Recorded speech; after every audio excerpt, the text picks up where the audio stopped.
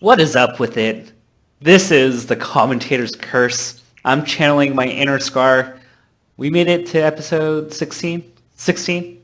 How are you doing, Crimson Ruler? I can't believe we made it to episode 16. Every time we have an episode, it's a surprise to me, including this one.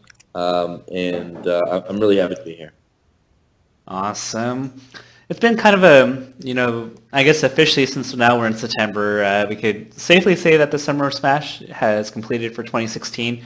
After Shine and all these events, it seems like a lot of people are kind of on a little hiatus, a little Sabbath, if you will. We had a couple events, Midwest had some action. But before we get there, how are you doing?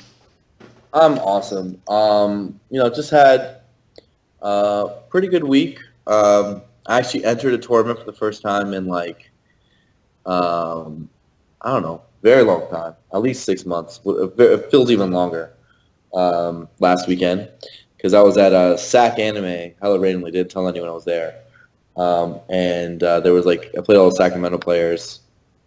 They're pretty good. There's some good players out there. So that was a little bit of fun, and got a chance to play. I'm hoping to before I fly out, because I'm going to go back to SoCal this weekend because it's my birthday. Going to hang out with my family. And oh yeah, I forgot that our birthdays are roughly the same. Yeah. Your birthday is what, the 10th? Is that all right? Mine's the 12th. The 12th? Yeah. So mine's the 11th. So they're close to the same birthday. Dude, it's like we're like a perfect duo. Yeah, in many ways. Yeah. So yeah, mine always seems to fall on the weekend. I don't know why. I'm pretty lucky in that sense. The 11th always seems to fall on the weekend. So yeah, I'm going to be hanging out in SoCal, but before that, I'm hoping to put out maybe an out-of-focus episode with a few ideas for what I'm going to do, and maybe put that up. I've done too many home streams. I did a Hearthstone stream on my personal stream, but nice. Busy at work, chilling, and looking forward to this week's episode. I don't really think we should spend too much time on the recaps, or maybe a little bit of time on the preview since Syndicate's coming up. There's actually a good bunch of events this weekend. But I'd like to talk about some other stuff. Okay, cool. I mean, to recap, Show Me Your Moves was interesting. Dart, if you guys don't know, actually is going to, I believe, the Air Force in about a month, so can't attend Big House. So this is essentially his last hurrah. It's unfortunate because we haven't seen Dart at a single major this entire year. So I didn't know that. Does that mean Dart's just not going to be playing anymore? I don't know what's up with the situation right now. But, it was an interesting bracket for him. He did double eliminate Drugfox at Show Me Your Moves. And, Midwest, took all of top 3. Yeah. They had Professor Pro there. And Drugfox there, but nevertheless, Midwest just kind of clean house, defend their house pretty cleanly. Yeah. It was Dart who did have the really good showing, though. I mean, for him, third is actually not. I mean, I think by his standards, he actually would want to at least get second. He could even get first at that kind of event because he is really, really good. But he ended up getting double eliminated by Kells, but. In his run, he was able to take out Drugfox in winners and Drugfox in losers pretty cleanly in both sets, and then also take out Face Roll. So not bad on his part.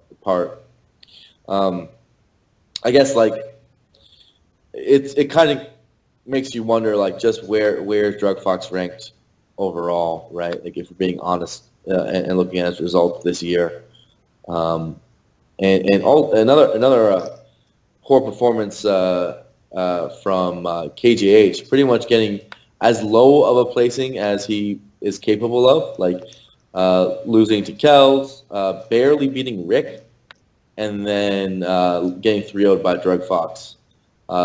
Rick is his best win there, 2-1, but that's it's not really a performance that KJH can be proud of, right? Yeah, considering that he, beat S2J and he's starting to get a lot of good wins, it was definitely on the low end of what we thought about him.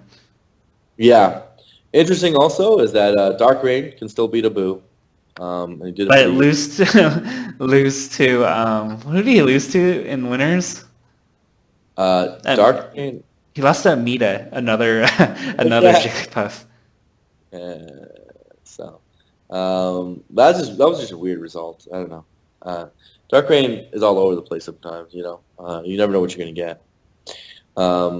Kel still looking really good. He ended up taking the game 5 against Duck in winners. But I mean, Duck felt like it felt like Duck won pretty easily. In general, like he was just clearly the best player. Yeah. It also makes like me start to see like, dude, I think Duck is in that next tier. Like, you know, he might be in the top 15 tier. Because if you look at his results, it's been pretty good all year, right? He's just been getting. Yeah, I mean, you look at all the, you know, if you're looking at quote-unquote objective rankings, you know, we both have our own reservations about it. Duck is rated very high on the tennis rankings and I think Glyco. Yeah. So I think it kind of confirms our intuition about where Duck stands. Yeah. I had to list it out to confirm, but I think my gut says he's like right around 15 at the moment. Yeah. Glyco puts him at 13 right now. 13? Oh my goodness. Just behind Wizrobe. So that's crazy. 13 is really high. So I mean, if anything, it's a very good pickup by Denial. Good for them. I do think Duck's only been getting better throughout his career.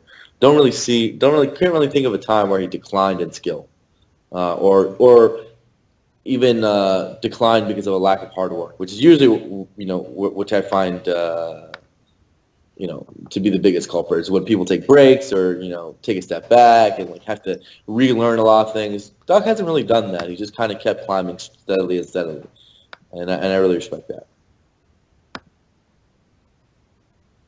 So, anywho, well, that's Duck. Other results that are interesting is, I mean, you brought up Amida versus Dark Rain. I'd say, yeah, I don't know. I should. Well, that's pretty much it, right? Like, Mr. F, he was at this tournament. He went pretty far. I think at like 13th or something. People might not remember him, but he's actually Swedish Delight's brother, and that's how they got good together. So always watch out for him if he's in the bracket. He doesn't really play much, but Mr. F is a very good puff. And people also we saw Andale. I'm not really sure if it's pronounced Andale or Andale, but that guy's actually super good, and it's another one of those hidden bosses that you see out in the Midwest. And he went pretty far. Yeah, but that's like the high mid-level of play there. So Duck won pretty cleanly, and I guess now we should move on to talk about first attack. Sure. I think like the biggest news at first attack. I mean, I mean we did. Well, there's two big news at first attack. Is that XL0 lost, which is kind of crazy. He lost to a Puff, and he had to go with secondary Fox. I recommend everyone check out the VODs if you haven't already. So it kind of makes sense because XL0 is known for his Peach. He's a very, very good Peach. But the Puff won, Janu won, and it might be you know, a little bit of a shifting of tides in the Caribbean power ranking. There was actually a Florida player out there, Uwa, who is probably somewhere in the Florida power ranking. I don't know where he is. Went out there. He's gone there every year. Has he really? Yeah, he went last year, I believe. That's good. Well, he got fifth, losing to XL0 and a player named Lane. So I guess that kind of goes to show like where the Caribbean skill level is at. Is that they probably have 4 to 5 players that are power rankable in the major regions. Because like Uwa would make a Florida power ranking quite easily. And then there's like players like XL0, maybe this Janu guy, this Puff, and maybe some others if they made their breakouts, who are probably a little bit better. I'd love to see like, especially for next year's first attack, because the event has proven itself to be really good. I'd love to see more people go out there and like really see that cross-pollination because just super curious, right, about where that skill really lies. Yeah, I mean, it's unfortunate that we don't have any metrics. I mean, Excel Zero, what was it? Apex 2014 beat Pew Pew and Cactar to make it out in winners, and it's pretty good. Yeah, I just don't know where he stands. I have no idea where he stands or where this new JNU guy stands, right? Or if he just won because of the matchup. Like, I don't know. But I'm curious. I'd like to know. And that goes for most international Smash in general. It'll be interesting, and I hope that more events like Astra not too long ago get stream exposure to that, so that we can kind of make better judgments on where they are. Because right now, like, they can be top 30, they can be top 70, top 100. I just honestly just don't have a clue. Yeah, and as we make a march towards the new SSBM rank for this year, one thing I would really like, because Smash has gotten more international, I think there was a time where we could get away with it, like in previous years where we didn't rank maybe a few international players just because you said, you know what, we can't judge them fairly against their competition. But if we're being honest and look at like the schedule nowadays, another event that's coming up this weekend is DI Another Day 2. There is Thunderstruck coming up in Mexico soon. That's going to be a good 2-day event. We had Heir of the Throne, Smash Factor, Astra. We had, Eclipse is coming up. There's Syndicate coming up this weekend. The more we talk, the more, like, at least in recent times, the more international Smash matters, right? Like, it's mattering more because the game is growing, right? And it's growing internationally. And maybe in years past, we could be super NA focused and make an NA focused top 100 list. But though there is limited cross-pollination, I think we have at least enough data to like not leave guys like Traphasia out in the dust when it's just. Oh yeah, Traphasia for sure is gonna be on this year. No, and he should be, right? Like, but he should be really high too, in my opinion, because you just watch the matches like that guy. Well, I'm a little bit worried. Europeans, have always kind of worried me because, I mean, did you honestly think that, like, not to put him on blast, did you honestly think like Tech over at AMSA deserved like 40s last year? Tech over AMSA? Like, all the kind of nebulous Europeans, like, were like in the 40s last year. Yeah. And I think like that's the trouble, right? Is that many people just assume, okay, those Europeans are below the American next tier, but like they're in that bunch, right? Like they're in that next bunch, and I don't know how true that is, right? Like I wouldn't be surprised if Traphasia is a top 25 player. He could be, right? For all we know. And I think that we have a lot to see about the Japanese players, guys like Dark, maybe the people in the Caribbean that we mentioned, like those guys need to be ranked to some degree. It's just very, very difficult to figure out where they are. And I think in the past we've said, no, we should hold off on ranking them because we're just going to be so inaccurate, right? We would be, like, even if we did it now, we'd be extraordinarily inaccurate. Like, where does XL0 go, right? We don't know. And what about that homie Janu who actually just beat him? What about Aizen Gobe, who we used to think is the best in Brazil, but he's actually been losing lately, right? Yeah. And you look at Astra results, like how much do we value the guys underneath Dark? Sure, Dark won, but the other guys just don't exist. Well, none technically won, right? Excuse me, yeah. But Dark did well. Yeah. And then you look at Europe. I think Europe is at least easier to compare because there's a larger portion of their player base that goes and comes to the States. So we have like a general idea of how good Ice is, Armada is, Leffen is, Professor Pro is. A few of those players, so we could use their skill as like a relative ranking against the other Europeans. Like if one of their players takes out Professor Pro, like that naturally reflects on them, even if they never cross-pollinate, right?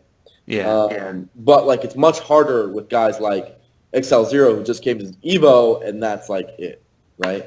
And I think for like the fairness of how we do rankings, because it's becoming more and more important, I'm really worried that like we're putting ourselves in a corner where international players can't get supported because because they naturally won't be on bigger streams, so they rarely get like the grassroots funding at least for exposure, and through that they never get exposed, so they're probably not going to get picked up by pro teams no matter how good they are, right? Yeah. And we don't even put them on our list, so even if they're hella good, they don't have the chance, and it factually just cost them a ton of money to come over. Like, But like last year, I think that was pretty reasonable. We had like, I think like 10 to 12 Europeans, and that's because they actually traveled. And the people that weren't on that list, frankly, never really went to events, even if they were good. It's like the equivalent of like the hidden boss in Norcal, or like. I really think on a top 100 list nowadays, my personal opinion, maybe I'm wrong. There's probably at least 20 Europeans, right? Like Europe is starting to become like a third of the scene. Like a I don't know. percentage. I mean, we have so many hidden bosses in the U.S. too that weren't ranked, like Lord. That's true. I would say like 15 probably could, but then that's kind of stretching it in my view. Like 15 is like what, like. Let me pull up the Smash Europe freaking rankings. If they have. I mean, you have to also consider that this year is even more stacked because a lot of people that weren't active last year in the U.S. are now considered active. They also have like a statistical ranking, right? Europe does. Yeah, smash Europe.com if you guys want to, take a look. There's that SmashRankings.ua, that EU. Is that what it was? SmashRankings.eu. I think that's what it's. No, I keep forgetting the link. I'm just gonna Google it. Yeah, it's pretty good actually to see it. It's Smash cool. Ranking EU. So like okay, so looking at this list, there's definitely more than 15 Europeans that should be on the top 100 list. I refuse to believe that someone like Reaper, Domling, Yape is 16 on this thing, right? Those guys are top 100 players, right? There's and guys like Adam, Baxon, Seer, Beat, Maye, like they're probably top 100 players. Now that's probably where the cutoff is. I don't think maybe Aries also in Austria is I've heard he's really good. Posse is really good. Timmy's really good. They might make it like because they're low on the list because inactivity. If you just watch them, they very likely make the list. I'm still a little bit skeptical because I'm worried because in my head, like I think they're very good players, but I feel like we're kind of treading on the zone that we may have like 160 people for 100 slots. Oh, I mean that's a natural inclination, right? But I'm not so sure, right? Like I look at the Americans we put on like an 80 to 100. And I don't know. I think 80 to 100 is going to deflate because we just have so many people that weren't considered active and new players like Face Roll that kind of bump those players. So number 100 last year was DOH. Number 99 was Captain Smuckers. If you want to go even further up the list, we had guys like Money Mike. We had Ty. We had Ty beat Javi. Ty's pretty good, but like that's Ty's had a lot of wins this year. What else does he have? I'm pretty sure the stream could tell you, but I know that he has a lot of good wins. Okay, all right, whatever. But you just look at the bottom of the list. You can't tell me that freaking Yape isn't better than Smuckers. Right? Like, do you think Smuckers are better than Yape? Didn't Smuckers beat Hacks? I guess. So maybe you're right. Maybe you're right, but I doubt it. I think once we go down to the 100 list, a guy like Yape would very likely make it. Yeah. I mean, I could see like there's like I think there's 160 people that have a case for top 100. Is that maybe? Like it's so just to clarify it, I'm looking at this amazing website, smashranking.eu. Can we just have this for the whole freaking community? I'm gonna yell at SmashGG because smashranking.eu did what I wanted them to do for years, and like hella quickly. But I think it's easier. It's a lot easier for them because their events are a lot more closed loop. yeah, but still, dude. Anyway, he beat Professor Pro. He beat Amsa. He beat Fuzziness. He beat Domling. He beat Adam. Like, is that not really good for Yape? Like for the last 9 months, pretty good. I mean, my issue, and whether you call it jet lag or whatever, is that I'm very skeptical of the second and third tier Europeans because maybe it's jet lag, but whenever they come to the States, they tend to underperform very hard. Maybe Smuckers was a bad example because he has been doing really well this year, actually.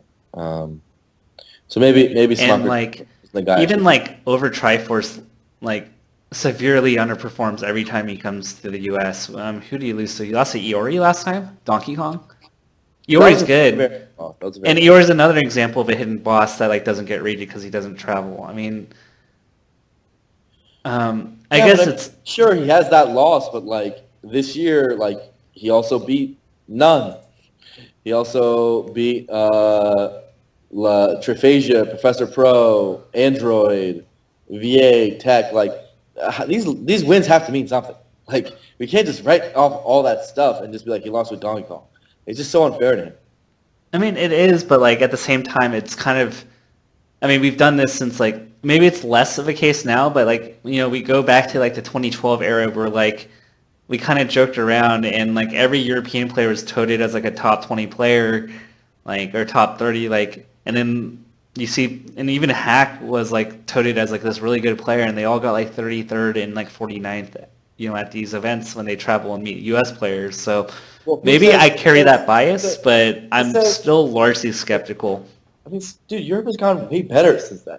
That's like the point I'm trying to make, is that both in attendance, like, again, they're breaking records all over the place, and in skill, like, very clearly, this is the best Europe has ever been in Smash history.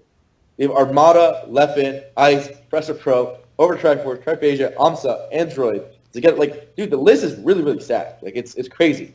We're at a point where by no means could they, like there used to be a time where we put Europe as a whole region in crew battle. We did that now, they'd be broken, right? You have to go by country because Europe is really, really good. And I think that, like, the rankings have to adjust to that. Yeah, but I don't know.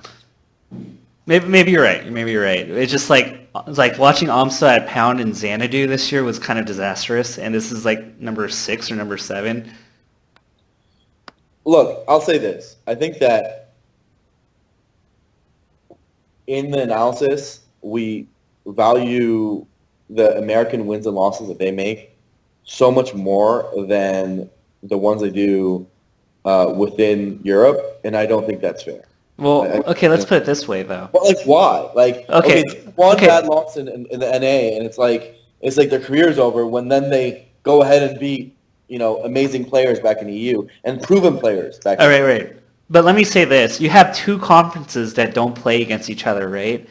Mm-hmm. And if Conference 1 always beats Conference 2's players, but you're telling me but Conference 2's players do well against each other, but somehow when they play Conference 1 players, like, they don't perform. It's really hard for me to rationalize that because Conference 2 players do well against Conference 2, therefore they are as good as Conference 1. I don't think they're as good as Conference 1. I'm just saying that, in my list, I still have, 75 or 70-ish NA players on the list, right? Yeah. I'm just saying we probably 15 or 16 Euros, and then the rest are split between Japan and Latin America, right? Maybe that's too low. The math might not work there because that sounds like too many for Latin and Japan. But point is I still think there's a lot of Americans on the list. I just think that we have Americans who are barely trying / barely performing that we're putting above Europeans who are doing a lot of big moves. Against other Europeans that haven't proved themselves is kind of my issue too. But the thing is your classification for them proving themselves is specifically coming to the U.S. and performing exceptionally well. I mean, they like, had top 8 or something. okay, is the performance for AMSA losing to Zoo in red and hat like impressive? Where like he didn't beat anybody? Sure, but he also beat Ice this year.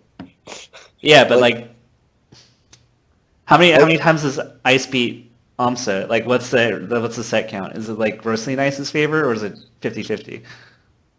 It's probably in Ice's favor, but like I don't. I could find that data on this freaking thing.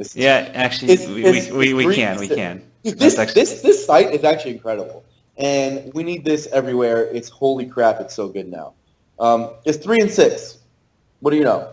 3-6. Okay, that's not bad. Yeah, it's not bad.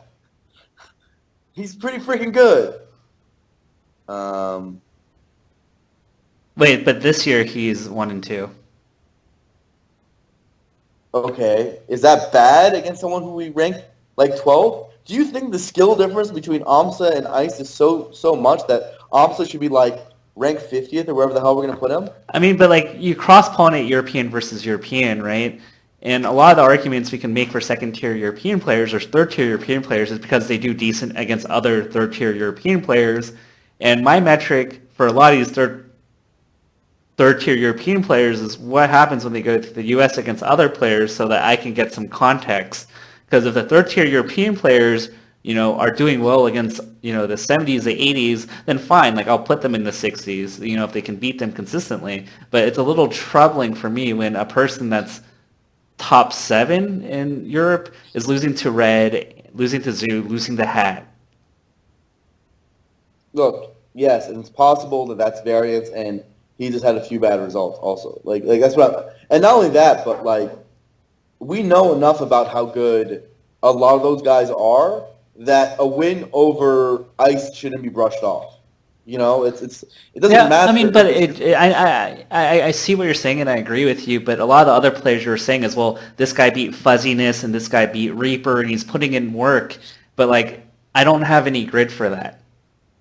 What you're saying is you don't value a Reaper or Fuzziness win very much. Because I don't have context to that. Because if all those players come to the U.S. and they're not doing well, then those aren't impressive wins for me. It's like having a weaker region and saying like I could beat those players and therefore I'm good. And you put all those weaker players that I beat, play them against other proven players, but they can't win. Then like those wins aren't very valuable. I mean, I think you layer it right. You're like, so in Fuzziness' example, he beat over Triforce this year. He beat AMSA this year, Zagetto, and Yabe, and Adam. And Dolphin. So those are a few people. Pretty good year, actually. I didn't know it was that good. But like he should be beating Domling, right? He should be beating Reaper. I mean, by default, it'd be like saying Lucky beats Tafo. Like that's not something you should be proud of. Actually, I don't know. I think Reaper and Domling are hella good. But okay, so regardless of that, those are his wins. We know enough about over Triforce and AMSA at the very least, and probably Zagetto, and maybe Yape because he did travel a few times, to know at least just generally their skill level, right? And I know, based on that, I know enough to be like, okay, those were good wins. Okay, right? But on the flip side, shouldn't we elevate people like Hat and Iori for beating these really good players? I mean, I think those guys should get some. And then what about the people that beat Iori and Hat? Do they get elevated too? Because by kind of that association logic. You have to have a pretty good year. Like last I checked, Hug lost the Hat, and we're still going to put him in top 50. Yeah. Right? Although I have my own reservations where it's by Hugo, but that's its own separate topic. I know. But we're giving him the benefit of the doubt. Why aren't we giving AMSA the benefit of the doubt? AMSA also beat a lot of other good players. So it just seems unfair. Dude, all I'm saying is it seems unfair. And especially when they're the ones traveling over. They're the ones dealing with extreme jet lag and a new version, right? And then we constantly in the States write off really, really impressive wins. But like, here's the thing: like, if most of the wins of the second and third tier players are other second and third tier players, then there's no context. And I think that's like my main point. Like, over, like we put him at 40 last year. I think that's pretty fair. I don't actually think that's wrong. I don't think that's wrong for over last year. This year he might be lower. We put Tech at 43, which I thought was a little ridiculous. We put Amsa at 50-something, which was, I think, a little low. We put Reaper at 78. Even Leffen thought, who is more knowledgeable than me, and, probably you, thought that up until ICE, that these European rankings were heavily inflated. This was coming from Leffen.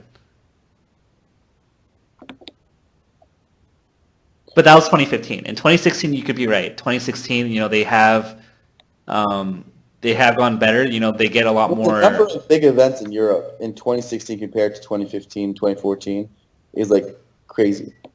Like think about like we have 2 DreamHacks, we have Air, we have Beast, we have Syndicate. Like they have like Eclipse. They have like a legitimate like series of events now. Like I'm completely with you. Like 2-3 years ago, where I'd be like, you know what? On the global scale, there's probably only like 6 or 7 of them which are, which really make the cut. But I think now it's like when there are a greater portion of the big events, and I think they're a greater portion of the top 100 too, then we have to be more honest and compare themselves with themselves and not just themselves with us. Yeah. Right? But like at the same time, they will move up, if comparatively speaking, when like the US players go to DreamHack in Europe, and when they go to events like Evo, if the European players just stop losing to second like fringe US players that they should be beating based on that logic, you need to get those wins, and to get those wins, I'll bump them up a lot because they deserve it. But if they're losing randomly, then it's really hard for me to justify. Maybe. I mean, look, I think there's arguments on the other side. I think so. What is the lowest like European that you think will make this year's top 100? Let me take a look.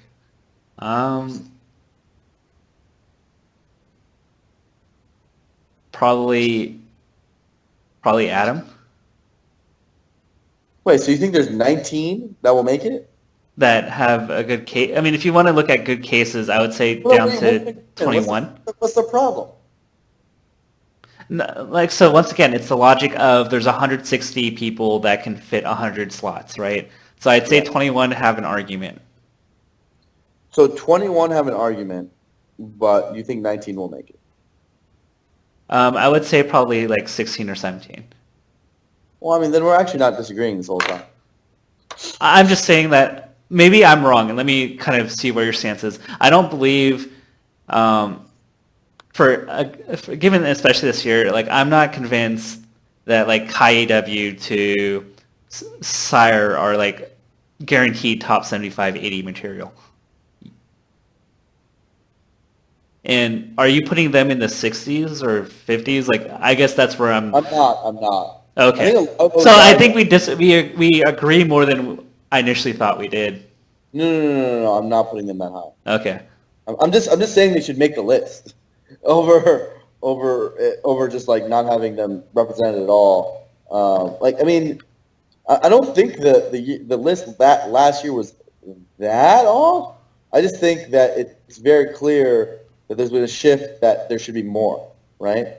How many did you say were last year? How many Europeans? I wish I actually had a master spreadsheet that like made my life so much easier to like. Okay, so I have the list up right now.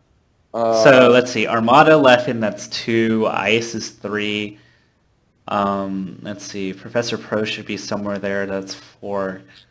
Let's see, Tech at 5. over Triforce, Android 6.7, AMSA 8, Yapi 9, Zagetto 10, Reaper 11. Reaper was ranked really high. So we had 11, and a lot of the people that didn't make it was frankly because they didn't enter enough or make the minimum like top 24 at DreamHack. Because there's literally like no other. Well, again, like I said though, it almost like when you look at like attendance numbers and you see what's happening in Europe, like Europe is really growing fast right now. You know, in terms of frequency of events, what they're able to do, things like that. I mean, if they have a lot more events, so like it makes it a lot easier to give context. Whereas last year they really only had like Beast and DreamHack and maybe like one or two other events, maybe. Yeah. So like we don't have the excuse of inactivity there. Now it's like there's so many events that you really should be just going to stuff. So for Europe, I'd say like my point is instead of there being 11, I expect this year to be closer to like 16 to 20, right? Probably closer to the 16 number than the 20 number, but that's my expectation right now, right? And I hope that gets reflected. Is all I'm trying to say. And I think most of the people that are going to get added and being part of the list are going to be in that bottom portion, right? Yeah, but they'll be on there. I mean, I think we have like most likely it's probably going to be around 15, given that there's so many. Like just like look at this year and like look at performances of a bunch of people, and there's a ton of people that actually have really good results this year. Yeah. I think my issue is this, and I think it's just like the one thing that didn't sit well with me, and maybe this is unfair. Probably this is actually unfair. Is that just watching like Tops, and I'm going to go back on AMSA, just like seeing how poor he performed, where like in my head I thought AMSA might be top 25 was what I thought before AMSA made the Pound 2016 trip. Right? And how, yeah, dude, his American performances this year were just like, considering he's one of the greatest players of all time, it was weird. Like, and I know that guy is pretty chill. Maybe he just wanted to have fun. I don't know where his mentality was at, but I mean, that guy's way too good for how he. I mean, for like how he performed, I was very shocked, and maybe I'm extrapolating too much, and maybe that's unfair. Right? I mean, yeah. So I think everyone was shocked in many ways. I mean, it might be one of those cases, right, where you perform well within your local area because you're comfortable with your opponents, and then you go to nationals and you just get shat on, right? There's a lot of people like that in the U.S. too that seem to never perform at nationals but always perform well at locals. But here's the difference: is I don't think you should consider European tournaments locals. Right? Like, they're not locals. Locals are what he's playing in the Netherlands. Yeah, I mean, but like, when he's playing in Amsterdam, then that's a local. When he's playing an international, like a tournament somewhere else in Europe, that's not a local. He doesn't play those guys at all. But, I mean, I imagine that AMSA has played at least like 10 sets against each of the top 10 here. I imagine he's a lot more comfortable with them. Yeah. Yeah, absolutely. So you have the point, right? And local's not the correct classification. I'm trying to make more so the point that AMSA's comfortable. Like, he knows what like Armada is capable of doing. Maybe he gets still whooped, but against those other players, like around his skill level, he has like a good idea of how they play, what they're capable of. Whereas you go fight Red, you don't know what type of fox he is, and I don't know. Yeah. Sure, I think so. But I think that also, if you're going to use that logic, then shouldn't that devalue some of what the NA players do too? Yeah. I mean, there are certain people that ride the coattails of having a name brand to them that their results are clearly their results, and how people perceive them are very different. So, I mean, NATOs especially will seed the NA player high. The NA player will get to a certain placing because of that seeding, and then they'll play a few NA players, which, according to you, means comfort, right? And it's a very different experience than flying from across an ocean, because of how SSBM rank has been done in the past, probably being seeded far lower than what you're used to, and then getting surprised by the general overall skill of the region. Now, I don't think that's an excuse necessarily, but I do think like if we're gonna sit here and make those claims as NA, then we better be going over there and doing well too. And to be fair, we have like Moon and Chu going over and doing that well at Air was a huge blow to Europe's credibility. Like, if there's any argument to be had, it's that how the hell did all these supposedly amazing players let Chu and Moon do that to them, right? Like, how did that happen? And that's that. If you want to go down an NA-centric path, I think that's the way to do it. Yeah. But there's still like I need to see more data for that to be true. I think the big thing for me was given. I think we do need more interaction, and I do agree with you that the U.S. needs to travel. But I'm kind of going to go on the assumption of giving the U.S. players slightly more benefit of the doubt, as unfair as it sounds, until like I'm greatly proven otherwise on certain things. Okay. Anyway, I think this is a good lead into this weekend's major tournament, which is a European tournament. Syndicate? Yeah, let's talk about Syndicate, man. All right, cool. They're trying to do a campaign, right? I remember I was getting asked about them. Let me find their... Are they on Smash GG? Yes, they are. They're the front page. Mm-hmm. All right. Let's see.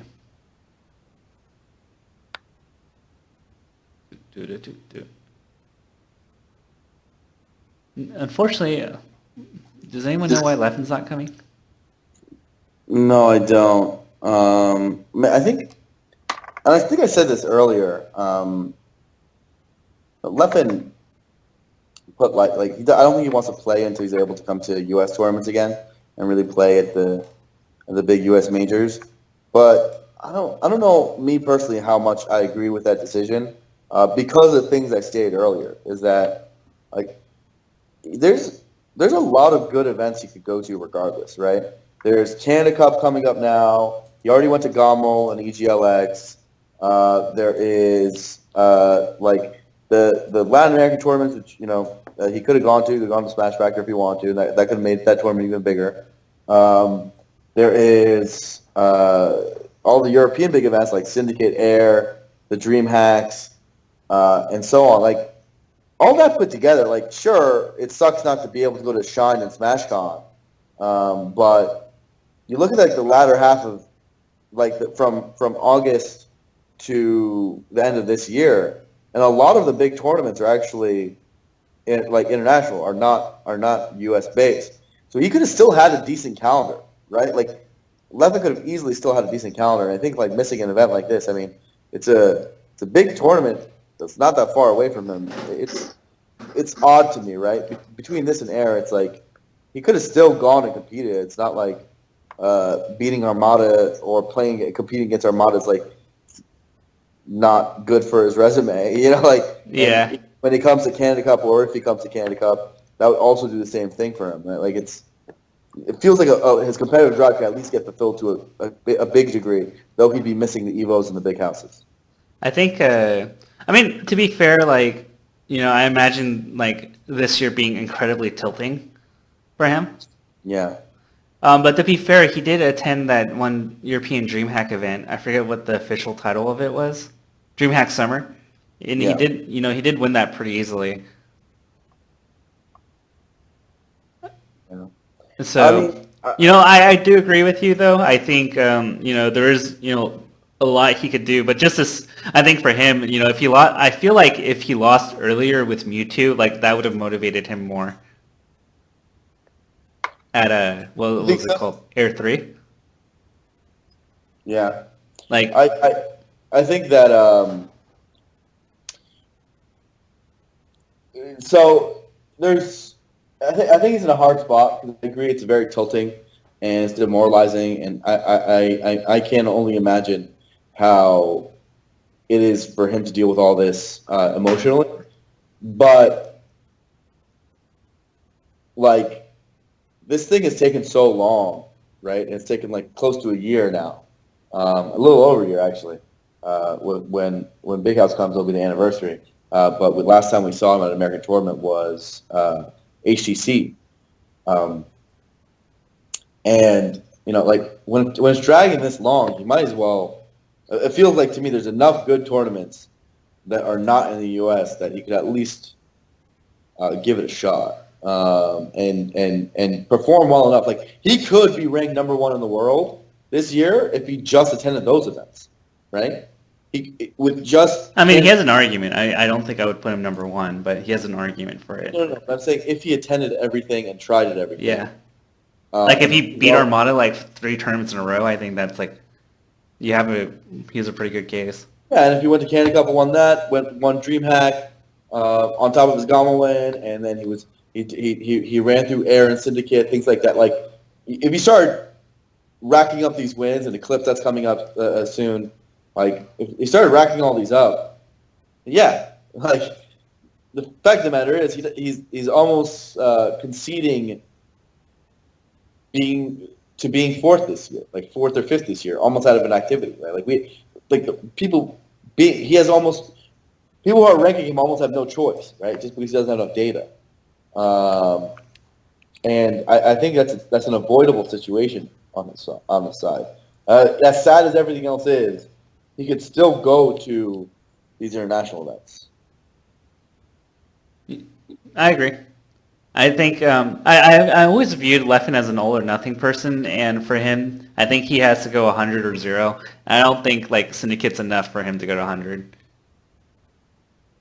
Yeah, like I think he wants to have a goal of in many ways you're seeing for all these top competitors, they use these major but not premier events as I wouldn't want to say practice for the premiers, like the Big House and the Evos, but it helps them get ready mentally and stay in shape for what they view as their short-term goal, right? So during the summer, their short-term goal is to win Evo. During the fall, their short-term goal is to win Big House. And during the winter, the short-term goal might be to win Genesis, or whatever, some sort of thing like that. And then some of the events in between they use as stepping stones to make sure they're in shape to get there, right?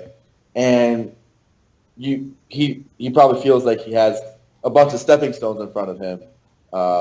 Whereas at least for Gommel, like, that felt like it was a little bit of a flag he could put down for himself, right? Because there were so many good players going.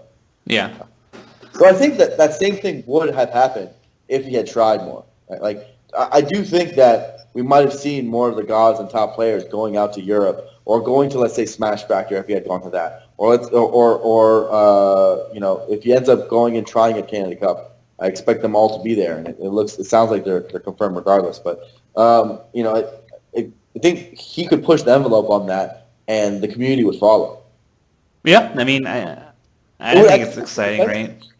A very, very good thing for the European Smash League, right? Like, if he's super try-hard at Air and Syndicate, and try-harded at, all these European major events that we talked about earlier, then I wouldn't be surprised if, like, guys like Mango would consider going, if Hungrybox might consider going, if others would consider going to play against him. I would say Mango, not so much Hungrybox. Not Hungrybox because of his work. You're right. Yeah. But I mean, Hungrybox is still going to go DreamHack, right? Yeah. So he'd have the opportunities to play against Hungrybox. Hungrybox would likely go to Canada Cup. If you went to Smash Factor, you'd go to Smash Factor. This. The way the player dynamic is, as I've covered many times, is Leffen has the power to make something a major, right? If he showed up at first attack, the other guys are going to go. Like, you think Florida's not going to go out if Leffen's there? Or you think, like, HBox isn't going to show up? No, it ended up being, like, a pretty sizable tournament as a result. Yeah. So he doesn't have to. There's a degree where he doesn't have to wait that much, right? That the community will go to him. So, I mean, I think we as, Smash, we're like hardcore about Smash, we would always love to see Leffen hopefully we can have some shared interests with Leffen, but as much as that makes sense to us, I can see why Leffen doesn't see that as enough.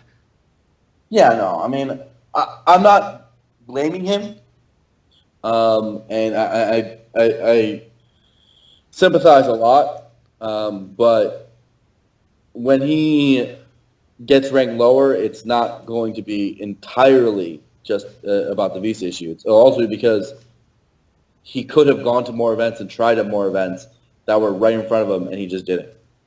So it's a mix of both. So what do we think about the event? We kind of tangented off. Leffen, not coming. It seems pretty clear. Yeah, so he's not coming. It feels like every event I look at, West Balls and Ice are seated against each other, man. Rip. To be fair, Ice, almost had it last time.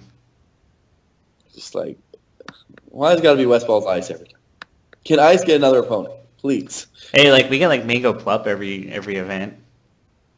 There's a lot of matchups that are way more frequent than other matchups with how our bracket seeding works. Yeah. Actually, I want to ask you a question. I know tennis does this. They shuffle in groups of 4, so 1 through 4, 5 through 8 get shuffled away. Because in theory, if you have 1 through 4, you have everybody there, then you get the exact same matchups every time. Yeah, I would love that to happen more. I did that at the local level when I hosted.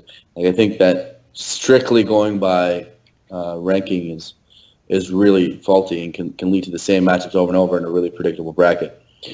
Just to clarify for the stream, I forgot that Puerto Rico was part of the U.S., so he can't go to that. Couldn't have gone first anyway.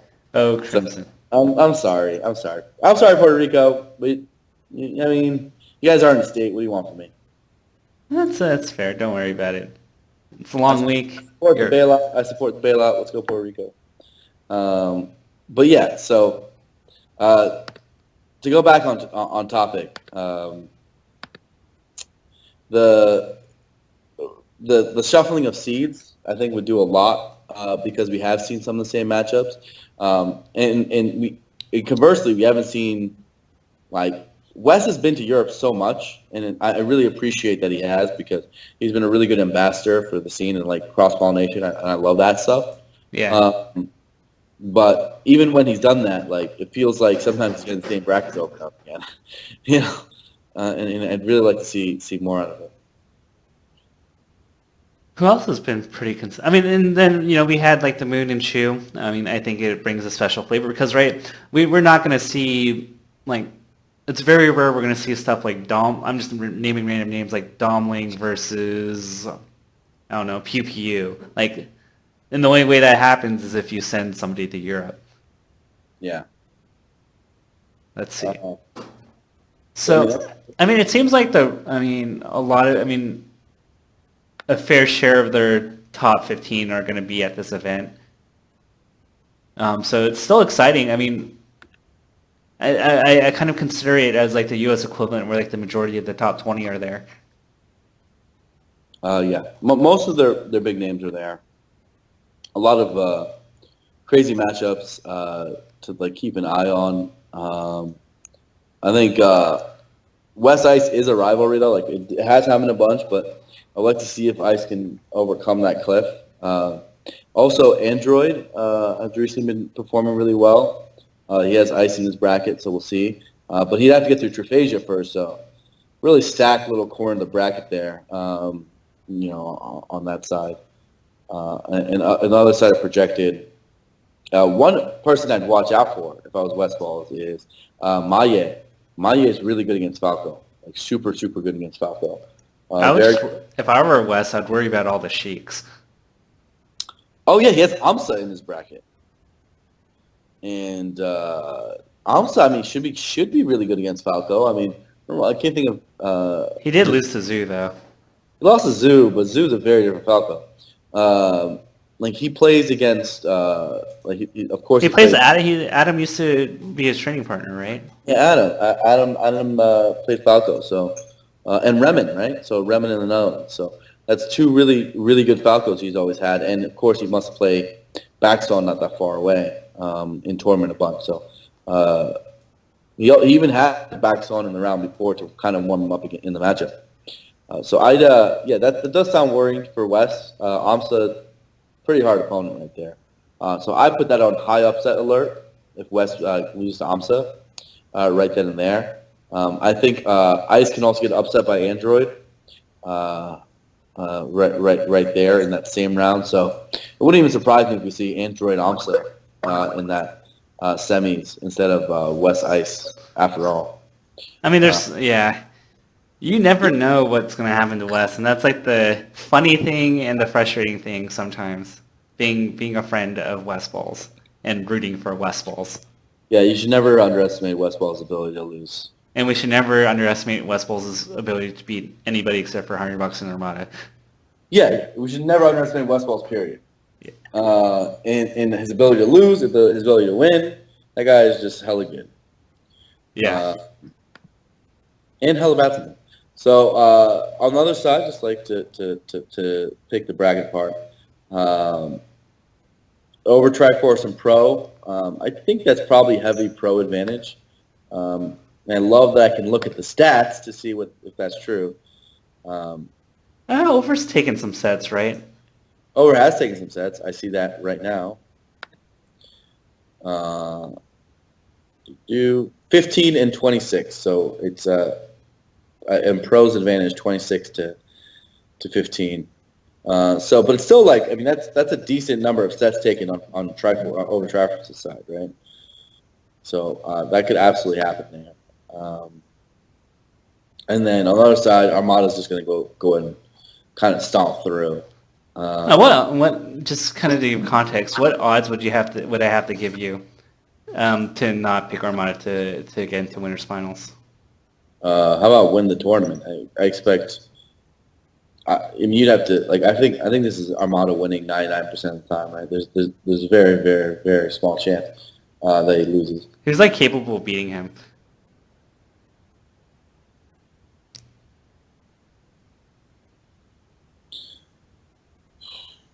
You're saying who has more than a 1% chance? Yes. Does Wes have a 1%? I mean, would you give Wes a 3% chance? Not really. To beat our... damn it. You're actually probably statistically right. That's so unfortunate. That's so crazy. I mean, none of these guys have done it, right? But that doesn't mean they're not going to do it. It's one of the hardest things about analysis is that, sometimes SFAT, goes on a run, right? And sometimes people get better, right? Yeah. So just because they've never done it before doesn't mean they won't. And maybe Wes will figure out the matchup more. So maybe how many? Okay. Ice and Wes are the only ones who could potentially level up to the point where it'd be a competition, right? All right. So over under 1.5 in terms of games Armada's going to lose this tournament. Under. It's crazy. I think it's absolutely crazy. I think he could lose a game, maybe to Wes on Yoshi's. Yeah, Wes will get 4 chances on that minimum. If they play 2 sets. He'll get 4 chances on Yoshi's, and he'll probably get 2 sets. So he could lose 2 games between all that. So maybe over is the right choice. But probably not. But Wes has to get 2 sets too. You have to factor that in. Man, that's so crazy. He might not. He might just lose. Wes might not even get a set. That's also the other thing. Ice might get a set. He might take a game. I can see that. Ice might. Ice is hella good. Yeah, this is it's so crazy. That. Armada is probably one of the few people we could say that about in this bracket. He's the only person in this bracket we could say that about. But Yeah. In general, yeah, you put almost every Melee player in this bracket, they lose. I actually think every Melee player in this bracket, they lose at least 2 games, right? Yeah. Especially if these are best of 3s or best of 5s. Mango definitely loses 2 or more games. I think he loses like 5 at least. Leffen loses a bunch of games because Wes is in there. Hungrybox will probably drop 1 or 2 games to Fox. Oh, dude, you have a hard time getting the person pro. And Ice, he'll drop some games. There's gonna be way too much Stadium, way too much Yoshi's, way too much FD for him to not drop a game against all those guys. Yeah, Armada's the only player who I could say that about. Probably in Smash history. I can't think of someone who I could talk about a bracket filled with top 20 players in the world. And I'm just like, yeah, he's probably not going to drop more than 1 game, 2 games. Like, that's insane. Like, how many people have even had perfect runs like that, where you look at like a pretty major tournament and they just don't drop a game? Because Armada had tournaments like that, where you just straight up didn't drop a game at like a major event. So, you know what's crazy? Armada's Genesis 2 run? The one that included 3 rounds of pools against like really good players in those pools too? Yeah. Like, Armada, I think, only dropped 3 games that entire tournament. Out of like 63 games. Before bracket. In total, he only dropped 3 games. Oh, in Genesis 2? Yeah. And 2 of them were to Mango. Yeah.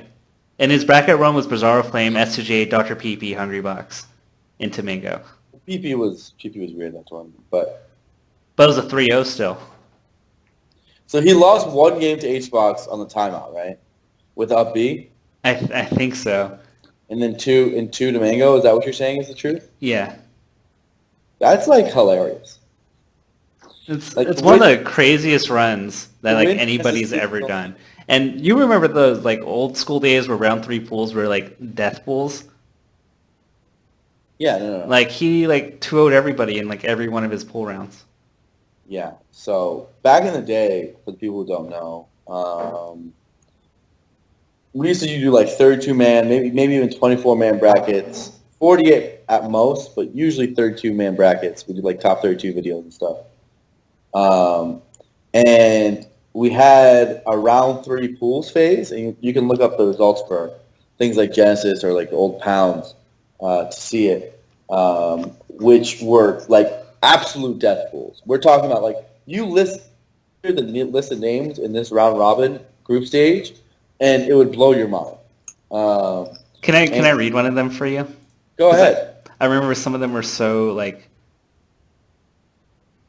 they're not popping up anymore. Oh, is the image file messed up? Like it doesn't show up anymore on Nintendo Dojo correctly. Why not look at Smashboards? I don't think Smashboards has it. But they were insane. Remember that one pound 3 pool with like Az and Chu and like a bunch of like other ridiculous players? Yeah. There were some brackets that were just like cruel, like absolutely cruel. Yeah. So these pools we're talking about, like they'd have like each pool would have like 1 top 10 player, 2 or 3 more top 20 players, and then like the remaining of the pool, let's say it's an 8-man pool, is like 4 top 50 players. Like that was like a legitimate pool, right? And it was like some crazy thing of like top 3 make it out, right? Like and like a top 20 player doesn't make it out is how it would be. My pound 5 round 3 pool of 6 people was Dr. PP, Chillin' Dude, Van, Scar, me, and Reiku. Yeah. Like, and then one pool was like Lovage over Triforce. I don't know, like I forgot the pools. Those were just nuts. Yeah, I mean they were like making it to round 3 pools was an accomplishment in itself. Making out of round 3 pools was like you're just a legend. People in chat are posting some notably ridiculous pools, but yeah, I mean the pools were hilarious. So it was weird. It was a different era. Like I don't think we want to run those formats anymore, especially since I mean the natural consequences that this is before the streaming era. But like nowadays, everyone would be up in riot that like you couldn't watch all these amazing sets because they're done in like round robins on like TVs around the venue, right? Like you would have like Zoo versus Axe, like not on stream. It would just be like in a setup somewhere, and it was kind of cool in the sense that like in the in-person experience because you just walk around the venue and you just be watched like there'd be like 8 amazing sets going on and you just be like your mind would be blown like what do I watch, and you try to be watch all of them at once. But I think we've learned by now that that's probably a little too much, and we have enough events nowadays to save it for another weekend and spread it out a little bit. But to go back to the original point, Armada, he did that at Genesis too, and he has a lot of events in his resume where he did exactly that, right? Where he barely dropped games or he dropped no games at all, and it's one of, I think, the best arguments for, if you're going to make the argument for him being the greatest of all time, that is a really good way to start the argument, right? Because his dominance is probably next to none, right? Like statistically, right? Other people would like to point to certain periods of reign of people's reigns, but even Ken had more splotches whenever he won tournaments, right? Yeah. Game 5 with like Wife, there were a lot of close nail-biting sets that Ken had. Yeah, Ken was just the clutch master. Against Azen, man, those sets always went long, and somehow he won every time. Except for that one time that Azen was the clutch master. Yeah, exactly. And except for the very, very important time where Azen was the clutch master. I feel like as they did talk about that set in the documentary, but I feel like people nowadays still don't understand how important that single set was in Smash history. Like, Azen versus Ken was everything. And the time Azen beat Ken was, like, so huge in the Smash community. And because of the decay of time, like, you know, obviously everyone talks about, like, Genesis 1 Grand Finals, or they talk about ROM 4, but, you know, Game 4 of ROM with Michi King Shiz, all those stuff. But, like, Azen versus Ken, that comeback that Azen did to beat Ken for the first time, that is, like, a top 3 or 4 set all time, especially in terms of historical significance. Like, in terms of historical significance, it's probably, like, 1 or 2, because of just what it meant at the time. What was that? Was that MLG New York? I'm trying to like recall like what event that was. Yeah, I think it was that one in New York. Yeah. I think it was Azen came out of like the open bracket. Like he beat like Rob Money and yeah. So he went to like a little retirement in like 06-ish, and then he came back and he went to MLG Orlando, and then. But he didn't have enough points to be put into the final bracket, so he had to go into an open portion, and he destroyed the open portion, like just destroyed it. And then he came in, and because he came from the open portion, Ken had to play him, and that's where that upset came. So. That was it. I'm trying to think of like other. I mean, there's the PC Chris set too. Korean DJ set against Ken, is that up there too, do you think? Which one? The one where he beat Ken at Orlando? That was a pretty big set, yeah. That was shifting tides. I think eliminating him later. Yeah, another of that era, the best of 11 PC versus Ken had was also really, really impactful for like the finals, right? That was the LNG playoffs. That's the biggest tournament of that entire era, right? Is that big PC win. Where he gets he crowd surfs. That was a big one. Feels like we're saying a lot of the ones that Ken lost, but like. But that just kind of shows like how significantly better Ken was than anybody. Yeah, literally anytime he lost, it was like a world event for Smash Brothers, right?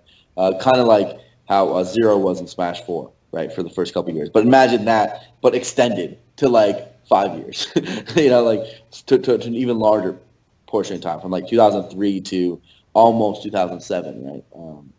So it was a long time. Ken was just one. So I mean, we've kind of tangented. I mean, a lot of exciting stuff. A lot of top European players. There's also a Dropbox event this weekend. That'll be good. there's a SoCal going up. I mean, there's a good portion of us going. Let me look at the admin panel to see who exactly is coming. So Dwan and Zach initially weren't going to come, but I think now they're coming. Dwan being shroomed. Sweet. Let's see. How do I go by ranking? Okay. Let's see. Oh, this doesn't help. So Shroom, Daryl, Toph. Let's see. I can't sort this in a way that I like. Pichu's coming too. Okay. Oh, nice. Dark Atma is actually in the area now. The Moon's actually coming. Believe it or not. So out of SoCal, we have myself, Captain Face Roll, Connor, Hugs, Reno, S2J, Alex that are coming. And then like a lot of NorCal's heavy hitters are coming too. Nick M. Whittier, Cactar, Homie Waffles, L, The Moon, not from the area, Dark Atma, Fruit Loop, Chris Best, Dr. Z the Legend, Silent Spectre, you guys haven't seen him for a while, then Den Dude, Pew Pew, Ladandis, Ralph, Phil, Soft, Azusa, Allen, Shroomed. This is actually a pretty stacked event. I guess SFAT's not coming. I don't see his name. This is actually, you know what's crazy? You know about this. There's only 66 people, so I'm probably going to go 2 and out. This is like those 2008 locals where like you play HBK round 1 and then in losers you play Egum, and that's your bracket. Yeah.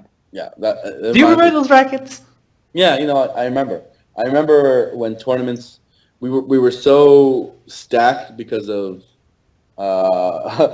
because at that point only the good players were still playing, that we would go to locals and we would play top player and winners, top player and losers. And it wasn't until we really revitalized our community and like built back an amateur scene that we were able to like make that problem go away. We had like that was actually the number one problem we had back in the day. I remember like in 2009, 2010, a lot of us doubted that we could ever become big again because every time we got someone coming into our events, they just got bodied horribly. Like they just couldn't take a stock off anyone in the room, and that just like demoralized them so terribly. It was such a rough skill curve. It was so bad. Like people think it's bad now if you're a new player. Like, no, you're a new player. You go to an event. There's probably someone in the room who was worse than you or as good as you, or like there's plenty of people in the room. In fact, much or most of the room you will do okay against. Even if it's your first tournament, you'll do okay. You actually won't do as bad as you probably think.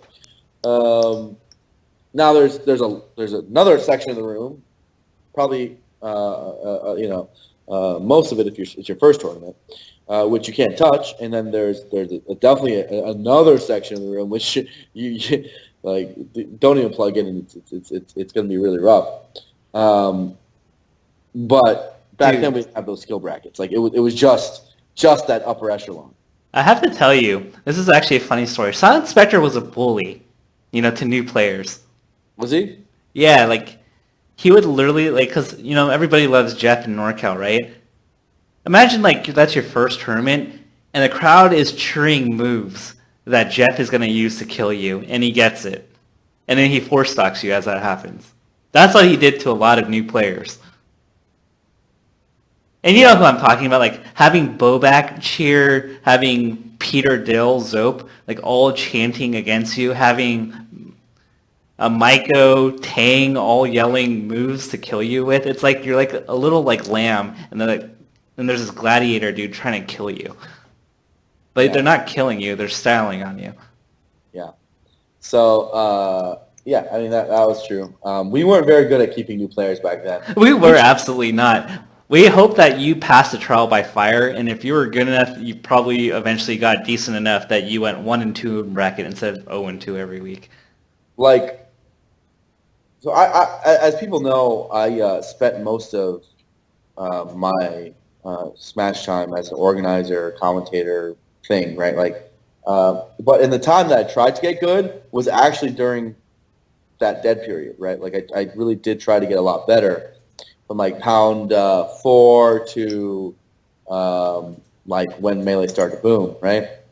And so I tried to get better in probably the hardest time to get better of all time, right? And let me just tell you, like, when the only people you can play in the venue are like top 15 players in the world, and you're just like trying to practice, man, it can be really rough when you don't have like a competitive match for a long time. And then eventually it does happen. Like eventually you get your ass beaten up by those guys, that it starts sinking in. But and you start doing better and better. But it does take a while. And back then it's easily the hardest point in getting better. I'd say like it's just so much easier now. I think what was it, the best analogy I can give for it is like the fish pond. Like if the fish pond is big enough, the progression's a lot nicer, and I think that's what happened. Yeah. Let's see. You wanted to talk about other things that were going on this weekend, or like topics that weren't just tournament, and I'm actually kind of curious what you had in mind. Yeah. Well, we touched on some of them. I did want to talk about European and how we deal with the international scene. But it just like talking about like steps we can make as a community to sort of internationalize our game. I think there's been some really good documentation recently. Thank you, by the way, SSBM Losker for the cheer. There's been a lot of good discussion recently because of like things like the Korea Smash documentary. There was a Hawaii Smash 4 documentary by the same creator, and a few other pieces. Like there was we learned about the Vienna scene in Austria and how good they are randomly based on their performance at the Air 2 Throne Cruise, Air 3 Cruise, excuse me. What steps we can do as a community to really internationalize the game? What are the hurdles we have, and what are things holding us back from making that a reality? What's really stopping us from being international, and what's helping us? What strengths can we use to become better at it, right? And make those things happen. I think the thing that's probably not talked about enough, that's probably, in my opinion, might be like Melee has a lot of hurdles, right? We have a lot of hurdles to go in growing our scene. The thing that I'd say is probably number one of those hurdles is that our game was actually not printed everywhere. It was not printed in most regions. Like you can't get an official Nintendo copy in like India, China. Nintendo recently pulled out of Brazil. In Korea, they had a third-party distributor who barely distributed. Russia, you can't get it. Like a lot of Eastern Europe, you can't get it. Large swaths of Asia, like all of Africa. like basically, our game just wasn't in stores, which is a pretty big problem, right? Like it's one thing if you're a PC game and people just download it or pirate it even, but it's another thing if your game literally just can't be found. Now, of course, in these other countries, some people import it, some people found other ways, but it naturally lowers the critical mass you have in this country, right? And that's one benefit that we have in the U.S. is that Smash is just generally really popular as an IP, and similarly in countries like Japan and Europe, because there's a Nintendo of Europe, there's a Nintendo of America, there's a Nintendo of Japan who really like carry those IP to become bigger, and then our competitive scene is able to piggyback off that marketing and grow from there. So like the scenes that have developed in many of those other countries end up being expats, right? Like in Korea, yes, there's a Korea Smash scene, but very few native Koreans are actually a part of it, right? It's mostly people who live in Korea, but come from one of those other regions we talked about, right? And just happen to want to play Smash. Seoul is just such a big city that they're there. Now these scenes all exist at this point. Like I did a doc a while back, a questionnaire to see just how the scenes have been developing because there's just so little documentation on it. But the international scenes are actually all over the place. Like there is a scene in places you probably wouldn't expect, right? In countries in Africa, the Middle East, and remote parts of Asia have like small little 20-man tournaments, right? And in their little city. The Philippines has a scene. The Singapore has a scene. Like sizable scenes, right? Like and they do all right. We just don't really connect with them that much. Like those kind of have developed independently and like almost as a result of the media movement that our streams have generated, right? Like we've become so big because of the media we produce. Like it's hard to be on the internet and avoid Smash Brothers sometimes because of how we're everywhere, right? Yeah. And if you're into gaming, right? If you're into gaming, like there's a chance you'll know about competitive Smash Brothers if you go on gaming websites. And like I guess that goes to my first point of how the mainstream community, as in the core community, like not the developing regions, can go to help those regions. And that starts with accessibility of content, right? Like and making that stuff super available to them. And that goes from making it bilingual or having multilingual streams where we do it as many languages as possible, as I explained many times on the show before. But that also means like things like restreaming your content so that it's available in different time zones, right? So that the tournament's available, like they can watch it in another time zone. Very easy to do. Just would help them watch it better, right? And would probably help our directory a lot in those hours, right? Imagine if on Saturday and Sunday during European hours we restreamed Big House, right? Yeah. And all the Europeans got to watch instead of having to watch the VODs on their own. They would do that. And it would be cool because then the minutes watched that we have and the metrics that we have on those hours that are usually dead go up, right? And that starts building a little bit of a community for them, right? So you start talking about like how do you start building the chat community, the baseline community around those hours? Well, you probably have to start broadcasting and rebroadcasting stuff towards those hours, right? Yeah. So points like that like do go a long way. I also do think that like there's a lot of responsibility and onus on community leaders in the core community to make sure that those other guys feel involved as much as we can, right? Yeah, I mean, and that's why like I try to coordinate a lot of stuff with international communities as much as I can. Yeah, that's awesome, right? And of course I do the same. And any effort we can have, like I think the Big House Compendium, which is probably the second topic I wanted to talk about, has shown where that success can lie, right? Like the Big House Compendium just started, but it's already, maybe to a lesser degree, but still to a strong degree, showing to have some of the social stickiness that we saw succeed for the summit, right? And the summit events, they're the most successful compendiums, hands down.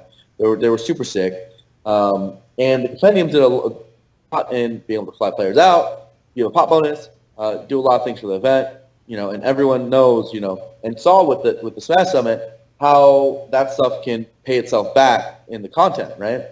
And the way they did that is they built a social loop, we ended up basically building voting systems out to fly players in, and that went back into people's social media, and then that got people to vote more, and that got people to get more and more attention on the votes, and so on and so forth. The Big House is doing a voting system, which does a similar thing, right? And I'm seeing it all over my timeline. I don't know about you, Tafo. I see it here and there. Here and there, it's way more than like the rate of compendiums we've been having over the last 6 months, right? For sure. To the point that's like, okay, there is at least some social loop. It's not. I agree, it's not as sticky as the Summit one was, but it's there. It's nice to see, that there's actually some interaction, outside of like a dead Smash GG page. There's some interaction on the general social channels. So I really like that, and I think I would love to see if that effort can then lead to the cross-cultural encounters that I've been talking about like this whole show. And if we can start flying those players out and making things happen, because I legit don't have any other solution. Like, I don't think there's a way we're going to see those players and grow those scenes if they have no way of getting out here. It's just like it's impossible for someone like me to pitch for Dark to get sponsored, right? It's hard to get a Japanese player sponsored because there are no Japanese esports teams. There are a few actually, but they're pretty young and small, and they can't afford sending Japanese players out that often. The Eastern esports teams are mostly based out in Korea, so and since Korea Smash is so small, they're not really into that. It's to get international players out, like and to really cross-pollinate, whether it's bringing NA players to the international events or back to us, we kind of have to crowdfund it, right? Like I don't see another way, and I hope that's where the Big House Compendium ends up landing, right? Is that we get to do that. Yeah, I mean, I'm going to do my best to promote it too. I mean, I'm going to try to give it the ESPN bump, just highlighting crowdfunding and how like the economics of majors are kind of working out right now. So hopefully it gains momentum. I think there could be more momentum into going into that, and I imagine that once it kind of gets into the Compendium store opening, which should happen tomorrow, that there's going to be a lot more noise on it on social media. Yeah, I mean the store hasn't even opened, so we got to keep that in mind. Yeah, right? Shameless plug.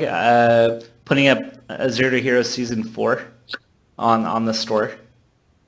So if you want to support your player, support your boy, support Big House, and be a star, you hit 3 birds with 1 stone with that. Sweet. And that's a cool thing, right? Like with the store, like everybody wins. You get a pretty good product. Like I bought this cell phone case on the Big House store last year. You're supporting the event and you're supporting the players. Yeah. It's a win everywhere. Yeah. Zero to Hero is dope, and the story is dope. I mean, I think that it's very clear, thanks to Smash GG's efforts and it's just the influx of the crowdfunding, we've been able to use merchandising to leverage a lot of improvements, and that's been super sick. It's been just a huge. I think it's one of the major reasons why we've been able to improve production values at least a little bit in the last year, right? And the smarter we get with it, the better we leverage our popularity, the more we can do, right? No developers walking through that door, so we kind of need to figure out and scrap using our popularity and our mass of people, and that's like one of the best ways to do it. There's one other topic you want to talk about. What was it? Oh, it was the Big House Compendium and the international stuff. Okay. Yeah. Do you have anything you want to talk about? Not in particular. I mean, the event-wise, we're lighter than what we're used to with the summer. One event we can talk about, by the way, before we skip it, is, and I think it might be happening right now while we're talking, is DI Another Day 2. It's in Perth, Australia. It's Western Australia. And Zoo and Mac D, I believe, and Aiden are out there from the U.S., along with, like, some of the Australian players. Like, I know Spud is there. I think, is he from New Zealand or is he from Australia? I don't know. But, yeah, there's Nick. I know Nick is really good. There's Quetz. There's a bunch of them. Perth seems really dope. I've watched a bunch of their streams. They seem like really chill dudes. But yeah, that'll be cool to keep an eye on. How do you know more about this? Like, how How did the arrangements happen for them in particular to go to Australia? I actually don't know. I was just like, what Was it the going on Nova Australia? funds that infamously got us into Evo, or is there like another? Is Australia just want to support people, or what? I genuinely don't know this answer. I don't know why they're in Australia right now. But it's dope. Sick, man. I mean, it's cool. I was just curious. Yeah, yeah. I mean, sick, man. That's cool. So we'll see how that goes. Well, yeah, I mean, another cool announcement. We have 2 Smash players in the Guinness Book of Records. Hey, that's kind of cool. Yeah, pretty sick. Another landmark for Smash community. Do you want to go to questions? I can't think of any big topics that like I feel are very burning. No, I have a few rants I could do, but I think I'm gonna save it. Dude, I went on massive rants yesterday. You did? Dude, The esports conference? on the esports conference, when I got home and I streamed, oh my gosh, I was just... What you rant about? What was that? What'd you rant about? And because other people were complaining about Blizzard and Riot, and I'm like, wait, you don't even know what it feels like to be in my shoes right now with my game. Like, you guys don't even know. Yeah. I was so mad.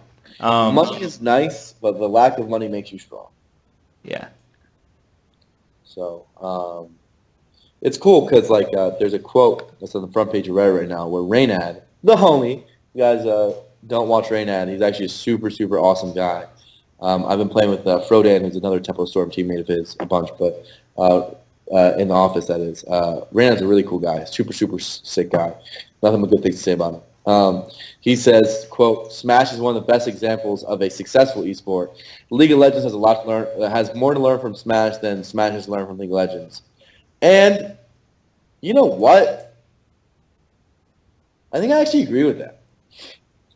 Given our situation, you know, like I actually agree with that. I think that, like, given our resources, given our situation, we are doing pretty good. I think our leadership, our vision, there's stuff there that others can learn from, for sure.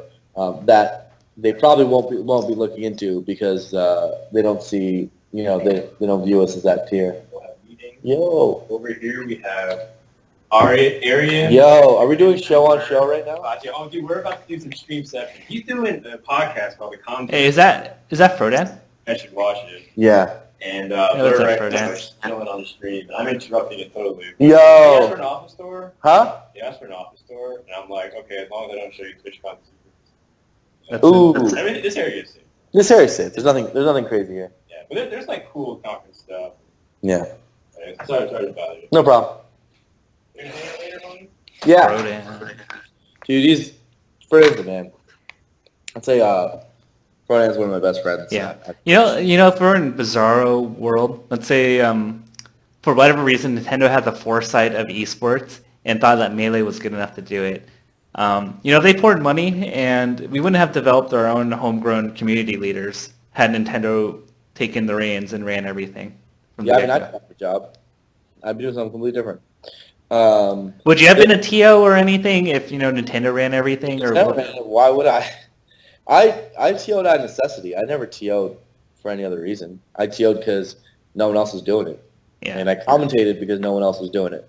You know, I think that's how most people, especially back in the day, started doing it and got into it. So yeah, I think that it absolutely did make us stronger. I think that there are a lot of optimistic things about how we're growing, but yeah, like our disadvantages are like hilarious, right? Like we all know that.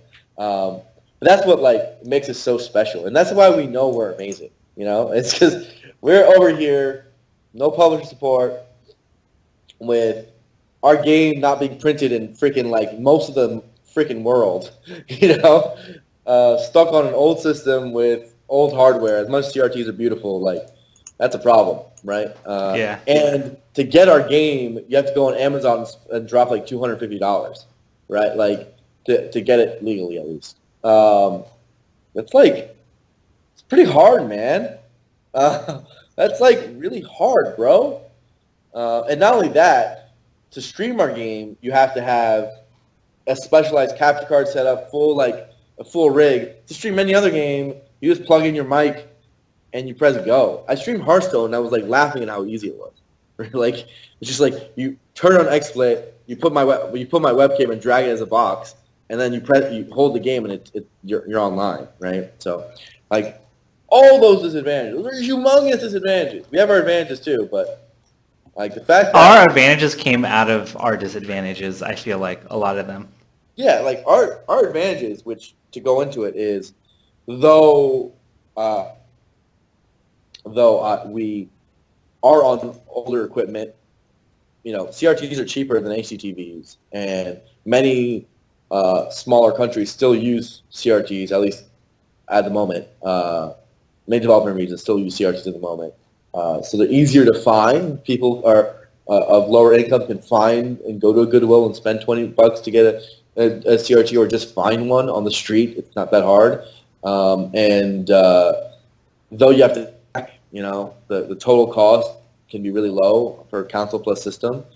We have Nintendo IP backing, which is like amazing, right? Like we have a cultural phenomenon behind us, which is like really hard to replace. And I mean, our biggest advantage is that we're in person. We're in person, and we have a social link which keeps our user retention extraordinarily high. No one really quits, and we just keep on adding people, right? And people who we like because of the social links that we make, we're also extraordinarily hardcore. That we're willing to watch a lot of content. We'll consume a lot of content. We'll watch tons of VODs. We'll play a lot. We'll go to events. We're willing to spend money to go to events, right? That's so unique, is that we have thousands and thousands of live events all around the world, and people are willing to spend money to go to them, right? Whereas, like, you look at even Tier 1 esports, and you can't say that about it, like, not even close, right? Like, we're super sticky. We're super sticky. We're the stickiest. So, like, all those factors are super sick, and then, like, we've also, because of, like, a survival of the fittest mentality, we've built a hidden grassroots org chart that's probably hard for new players to understand, but, like, it's, like, super layered, super deep. We, like, coordinate with each other really well, and the people who are going to try to build the community are uniformly doing it for the right reasons, right? Because there's no other like, there is no wrong reason. Like, you can't. It's not like you're doing it for the Skrilla. You're not doing it for the bills. So like, we end up building, like, that really passionate base and building on top of it and top of it and top of it and super layering it and going by region and filling it out. And that is super amazing, right? Like, and it's probably why we're going to be around for another decade plus, right? Like, and I don't know if these other games, even the Tier 1 games, will be. Who knows? I mean, we've passed the test of sequels and similar genre games, like leapfrogging us, right? If it would have happened, it would have already happened. Yeah. It's going to be tough for us to ever break into Tier 1 because, like, I think we're still pretty clearly Tier 2, along with, like, Street Fighter and arguably, some people want to put Overwatch in there. I don't think it's there yet, but, like, and it depends if you want to put Hearthstone in Tier 1 or 2, depending on how you evaluate the esports team. But regardless, we're definitely in that Street Fighter clump, right? Probably a little bit higher. Call of Duty is probably in our clump too. Are we the largest esport with, like, without any notable, like, developer support? We're larger than, like, 6 or 7 esports that have notable developers. But we're by far the largest with. I mean, like, the whole top 20 of esports has pub dev support, except us. We are, like, the only esport that is as big as we are without it, unless you want to look at some of the fringe FGC games. Feels bad, man. Mortal Kombat has it. Even, like, Killer Instinct has it. Street Fighter has it. So even pretty much most of the FGC games have something major. Like, So can we like pay like Mortal Kombat, like or bribe Mortal Kombat, say that they get a character in Melee, and then get their money and support? They get a character in Melee. It'd be fun. Well, we'll give them character rights to something. We'll put Fox in a scorpion costume. Boldy99 says, we have dev support. Sometimes Nintendo tweets about a tournament. It's true. It's true. It's true. That's actually... No, I'm not even in front. That just... No, we're not going to talk about this because I'm just going to get really angry. All right. I'm going to get really angry right now. No, I mean, I don't actually get angry over it. I think that, like, again, it's the best thing that's ever happened to us in many ways. And I actually think that, like, I'm super happy about it because I see all these other esports struggling with their pub dev. And, like let's use Hearthstone as an example, right? I played a lot, talked to Frodan a lot, and they have cards in their game which the community, like, uniformly hates. Like, there's Yoxeron, Tuskar Totemic. You talk on and on where these cards are just really, really bad for the competitive scene, but really good for the casual scene, right? And they put up with it, I mean, because at the major tournaments, which are hosted by Blizzard, they're, the grand stage, like, Blizzard wants everything legal, everything that's in the vanilla game to be part of the competitive game, and people play on it, but now there's a counter movement where, like, you see their influencers saying, hey, we're going to host our own tournament with some of these cards banned, right? You see, like, these sort of ideas float around, and outside of their developer, right? And how to deal with that when their developer is mismanaging their game. Or you look at, like, the history of StarCraft, where Brood War, literally the biggest game in the world, without much of Blizzard's help really to make that possible. It was mostly the Korean orgs out in the television orgs and the pro teams that really built that ecosystem. And then 2 came along, with a sequel and stomped on it, and then that was mismanaged, right? Like we don't have to deal with all this stuff, and that's kind of awesome. Like let's not underestimate. Like there's and I just brought up Blizzard examples. They're actually not even close to the worst examples, right? They're not even in the realm, right? These are just small examples on their case. But community management is super hard. And do you love you some Nintendo, or do you love yourself some Mango? Yeah, I mean, Nintendo's super dope. I'm going to play that Mario game on phone. It's going to be dope.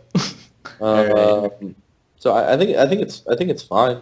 I think all the people are super well-meaning. I think that if there might be a truth that there is this true conflict between the developer of a game and the maintenance of a sport, and we're like the only one who's able to keep that sanctity, right? And we can't underestimate how awesome that is, because everyone else has to deal with the opposite. I mean, there's definitely trade-offs to developer involvement. Yeah. Deep breaths, Tafo. Deep breaths.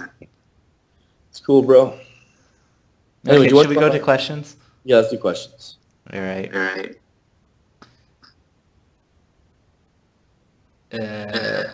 Let's see.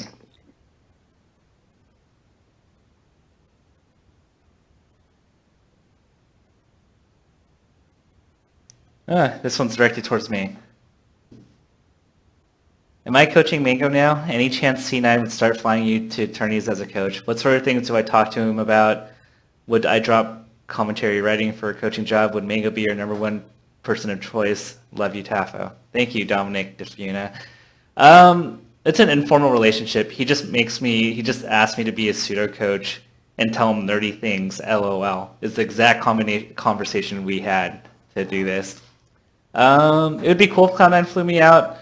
Basically, I mean, I talked about an article. I just basically ask him questions and make him think out loud about things I want him to learn. But I have to do it in a way that I'm not telling him what to do. I have to ask him a question that makes him self-learn what I want him to learn. So it's like inception and manipulation, but it works pretty well. I would never drop commentary or writing for a coaching job. There's so many other things I need to do. So the main thing I do is just I check up on Mango. I make sure he has Red Bull. I make sure that he has peanuts and walnuts and healthy food. He has water, and I make sure he's as comfortable as possible before he plays his matches. And Mango would be definitely the number one person to coach. He has so much. He has such an elaborate toolkit of moves and mindset and things that other players don't have, that it feels like I'm driving a Lamborghini when I get to unravel Mango's mind, where like I'm driving this like 1980 like crappy car when I look at my Sheik. What was it?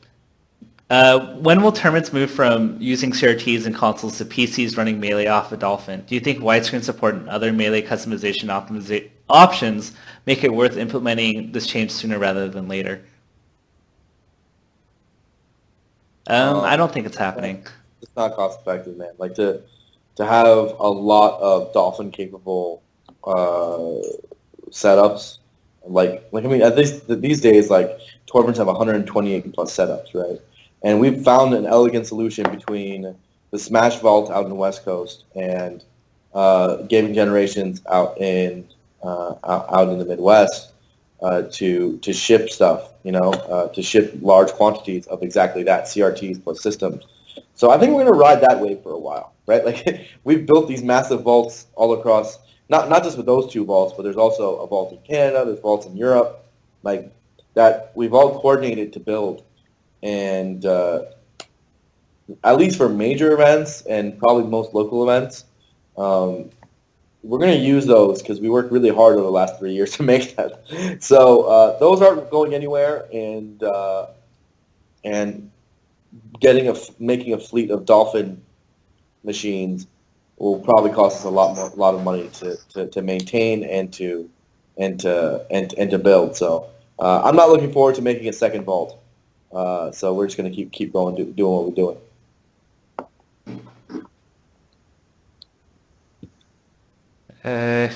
Should we take on ranking questions? So who's number 13 in your opinion? I guess assuming that Wizzy's the cutoff at number 12. Who's the 11 above him in this scenario? 11 would be like Swedish. Swedish in the world? Swedish is 11th in the world? Have you looked at his resume? Okay, so Swedish, Wizzy, Shroomed are like off the board. I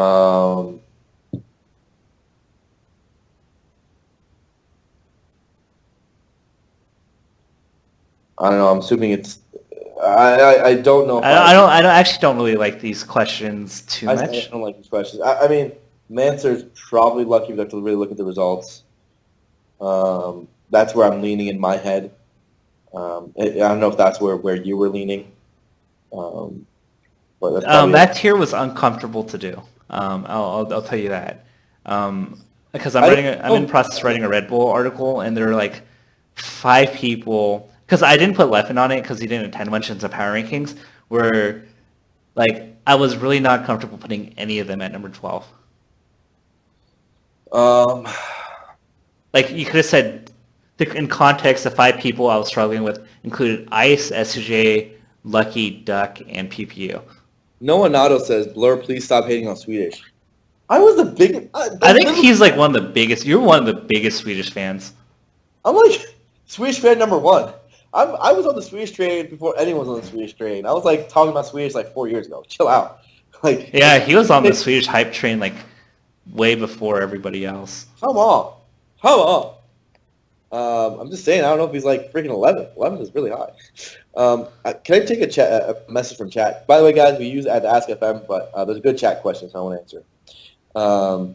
What do you think about the Melee games and Collegiate E-Sports? Do you think colleges should embrace esports like they embrace tennis or golf?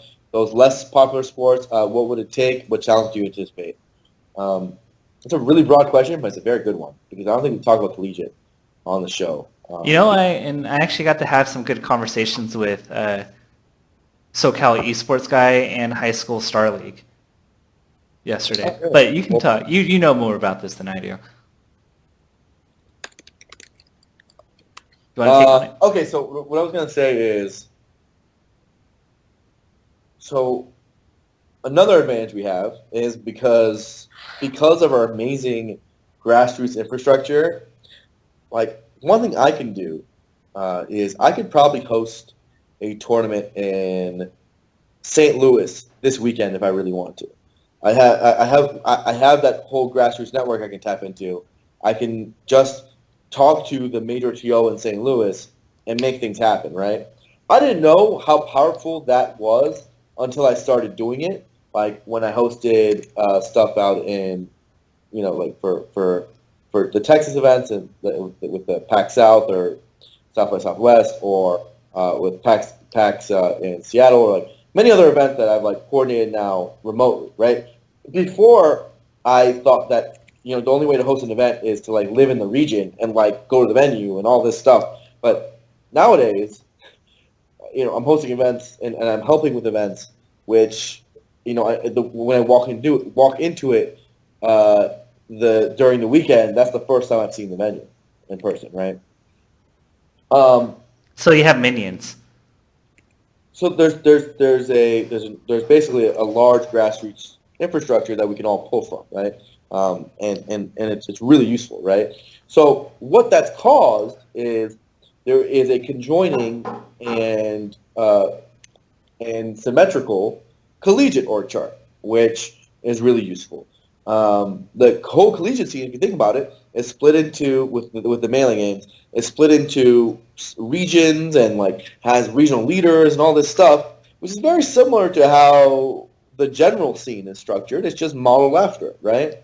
And so it became really easy for us to build a strong collegiate scene, and also because of how awesomely designed the mailing games is, make those collegiate players go to the mainstay events, right? Like the collegiate games, the mailing games is actual regular season games are done at Smash events, right? They're done at Smash majors or Smash regionals or Smash locals, and that's where they meet up to do the crew battle, right? So if you're in a college club and you join the mailing games, you're going to be competing at a regular Smash tournament. You're probably going to be entering the Smash tournament anyway, just to do it, right? And so it all like sort of works in terms of building a ladder where a collegiate guy would then feed into becoming a regular tournament competitor. Whereas otherwise, like if you look at how other esports handle collegiate, they have a hard time getting, let's say, the collegiate League of Legends player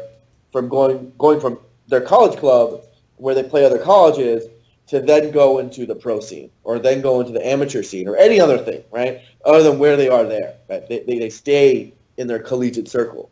We have a system which is super interactive with our general infrastructure. Very, very well made. Really happy about that. I think that's one of the best things we have.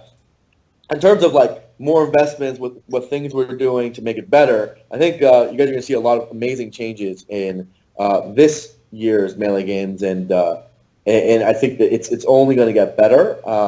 There's there's so much incentive to getting better at that. I think more events are making an effort to stream the Melee games and show it as an exhibition and like build the storylines. I think that the number one thing it needs is to have a little bit more attention to those storylines so everyone can kind of understand, the dynamics of what's going on.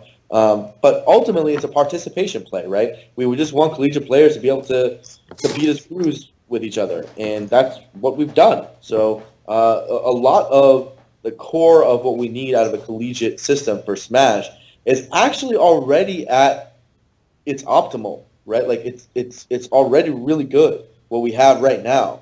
And I encourage anyone who is not who is in college and either has a Smash Club or doesn't. Very likely you have a Smash Club because there's so many schools signed up to join and to be a part of it because it's really dope. And for the regions that don't have a regional director and therefore aren't part of the Melee game system, please step up. Like, that's a thing that could really help your scene. There's one of the best ways we can get new players is through using schools and colleges, because that's part of our key demographic, right? And the more people we have included in the system, the better the collegiate scene will do. And as a result, through very little time, we may have the biggest collegiate infrastructure of any esport. We just did that, right? Like, we just And our game's not even online, which is like the insane thing. Which is hilarious. You know how much easier it is to do collegiate when you have an online game? You just have the dudes in the college sitting in the dorm room playing other games against other people, and they still don't have an infrastructure as good as us on that front. Like, collegiate esports is still so largely untapped for so many other games. There's people who are doing great work, like you mentioned, but like, we tap way more schools and have way more in-person, like definitely way more in-person stuff. Interactions, working with more Smash clubs, more administrations than like anything else. And so, big props to the people who have been working on the melee game so hard. Big props to Matt.Z, because frankly, it's one of the most amazing things about our entire scene that we, like, over the course of like a year and a half, we grew to have such a massive collegiate structure, and it's only growing. It's only going to get better. As I said, there's a lot of good stuff that's going to be coming out. I can't wait till the packaging of some sort of deck can actually like leverage sponsors, because I feel like it's like a year or two away from that. Yeah, man, dude. Colleges are a really good market. Like, people want to connect to collegiate esports. So obviously, like, a lot of it isn't going to be like necessarily viewership based or even stream based, because all their matches are put onto different streams and things like that. But I don't think it needs to be. I think it's mostly about touching the Smash clubs that are part of it, right? And being a part of being in participatory with the ecosystem that it does touch. So yeah, I'm a huge fan of melee games. Huge fan, and I want to see it grow even more. I mean, by the way, we could do this same structure with many other things. All you have to find is cross-sectional communities. We can do the same thing with, like, the military, right? EE just subscribed. Thank you, EE, for joining Tafo's stream. Tafo's a homie. Thank you, EE, for subscribing. I love you, man. I want to do commentary with you one day. Yeah. So, as I was saying,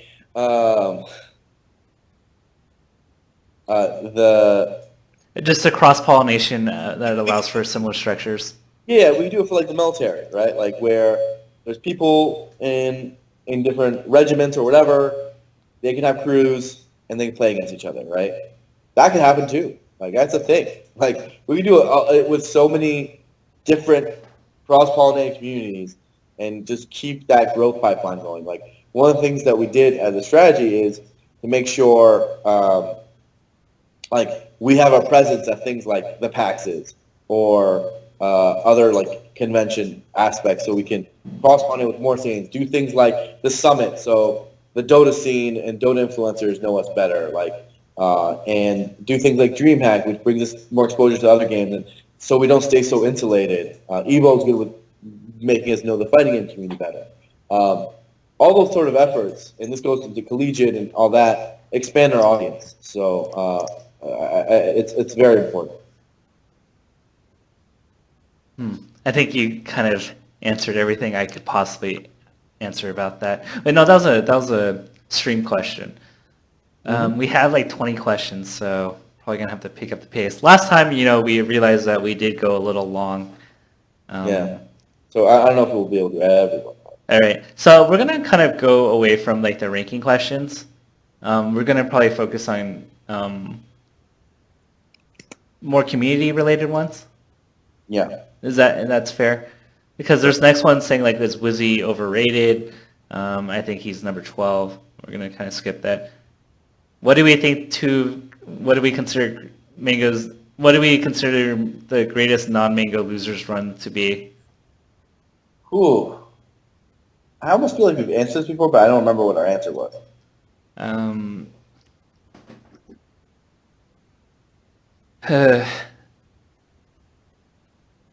Armada's Apex at 2015 was pretty good. It wasn't super long though. It was a sprint more than like a marathon. We'll have to think about that. Yeah, I'm trying to think of some of the best ones. Jeez. Acebox at Evo, 2015, 2016, this year. Yeah. Was really, really good. Someone in chat brought up Lovage at Northwest Manifest 2012. I think Hungrybox that won the Apexes was really long. It was just that there was the one that he lost to Kirby Kaze early. Mango press start, but that was a Mango performance. Anyway, we'll think about that. PP lost to KK in winners at ROM, right? Yeah. And then he came all the way back. Whose Falco is the best at peak? Oh, by the way, so before we fly KOC was really good because he went through freaking 10 people, and including the Silent Wolf Sofo comeback. Oh yeah, that was. He eventually got stopped by MTK. Who ended up? Yeah, that was the grand finals, I think. Yeah, that was really good. What was the question? Who's the best Falco? At peak. Who's the best at peak for Falco? PP, Mango, or Wes?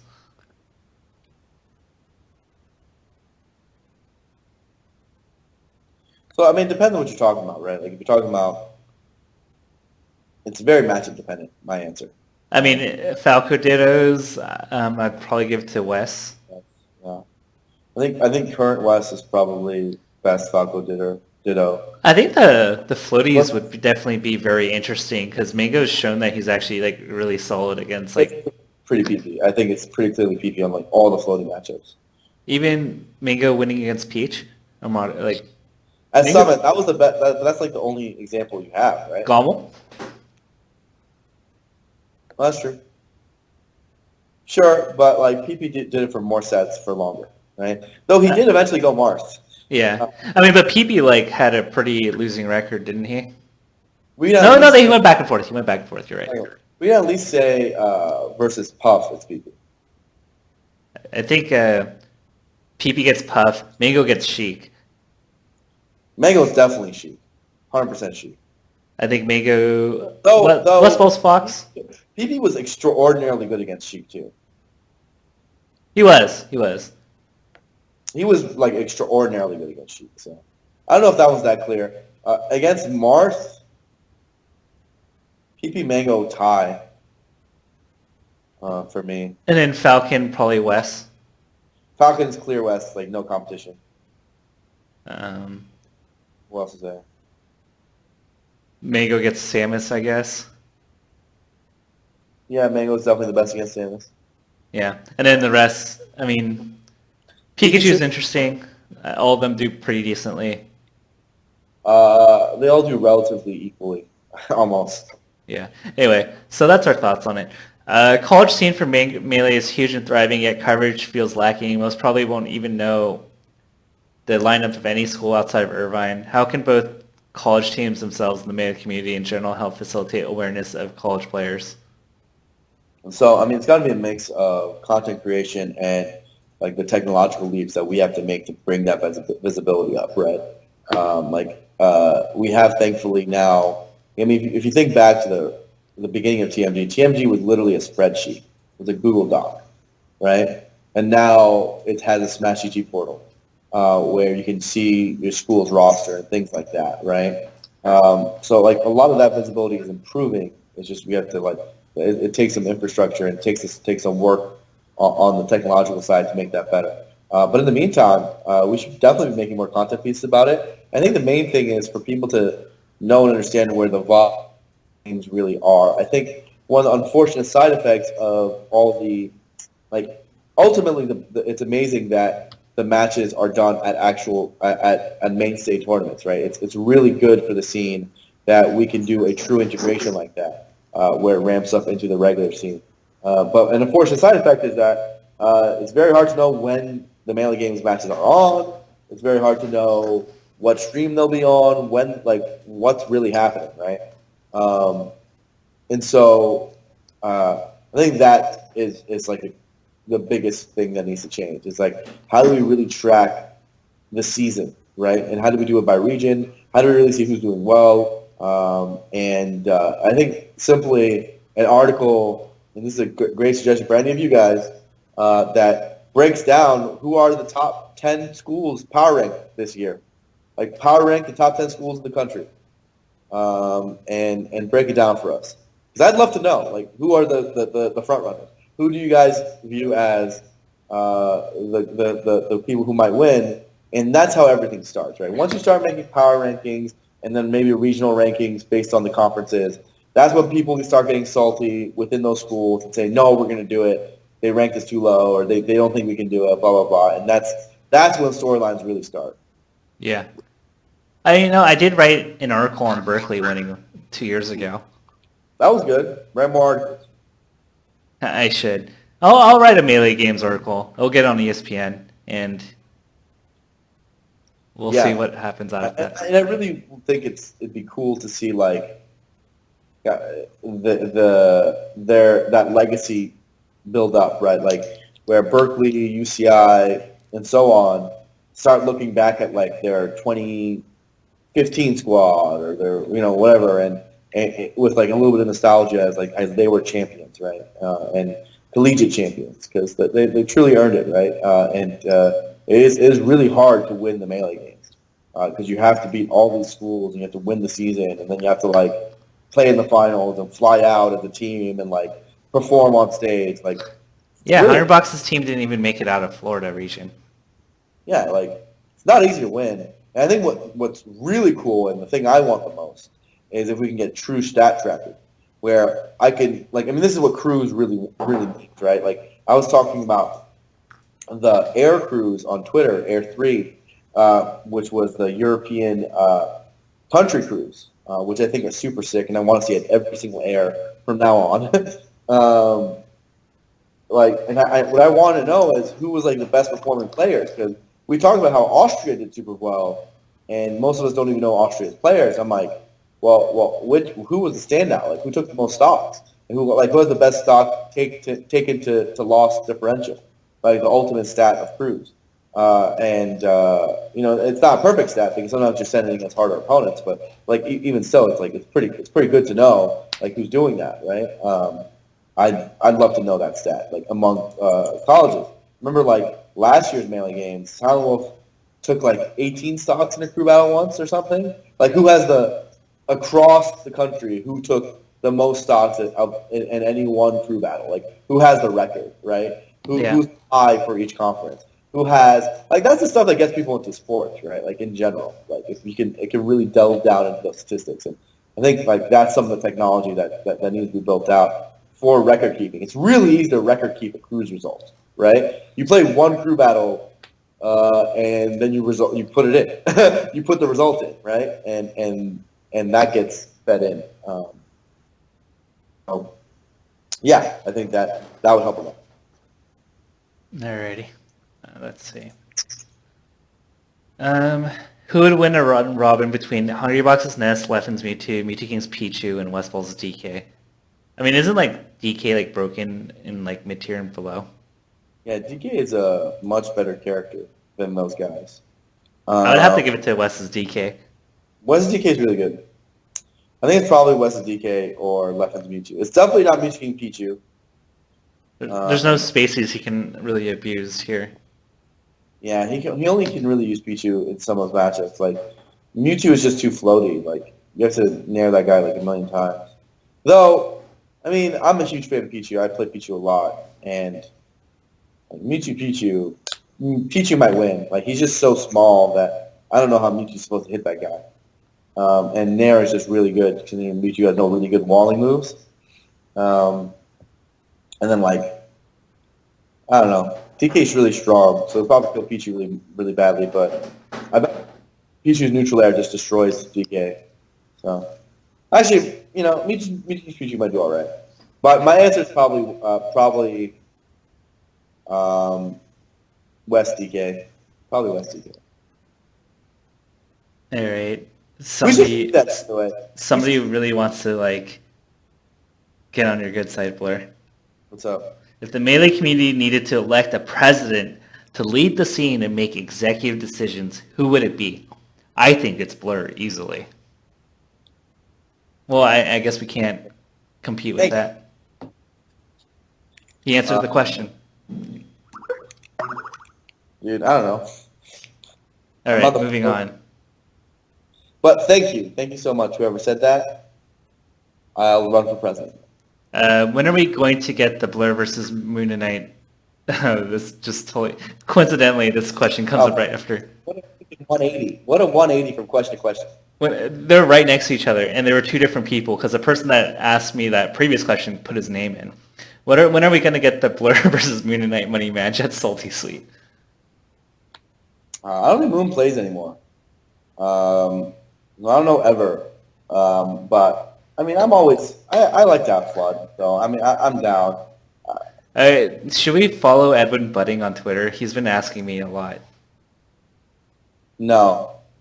Is that just going to be the running meme? Anyone who asks you to follow them on Twitter, you don't do it. That's like the rule, right?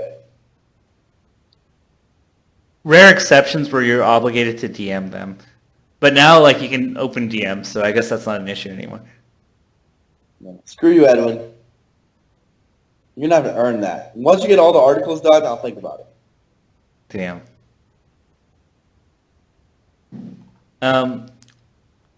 Will we ever get a 16-man commentator/TO singles tournament? For example, Blur, Gamer, Scar, Joker Guy, Dr. Z, etc. Who'd win? I mean, it depends. Do you count Armada as a TO? Do you count, like... Would I count? No. Well, you're a commentator, right? Yeah. Yeah.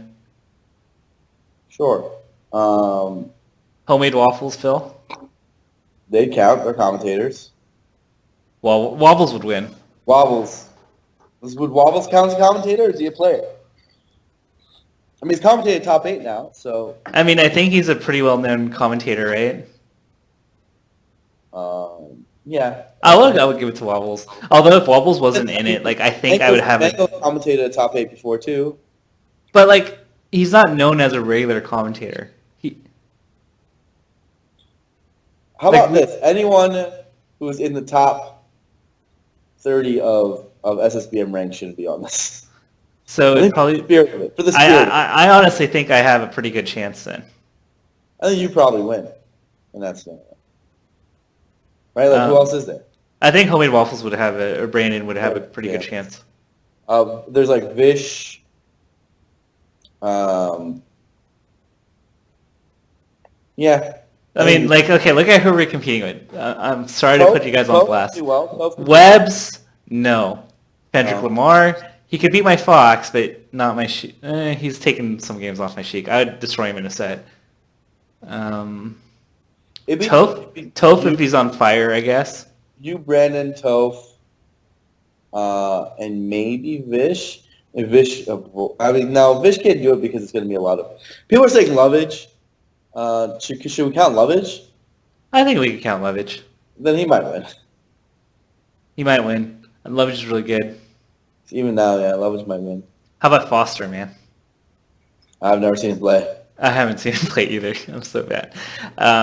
If PC Chris came back full-time as a player, where do you think he would rank? I don't know, 25? 20? Full-time? Yeah.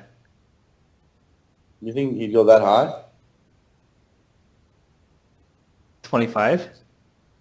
I don't know, man. Like, I think with my interaction with both, like, Ken, KJ, a lot of the old school pros, like, Az and whoever, I just think it's really, really hard to get that fire back and, like, to do things you've already done before. Like, yeah.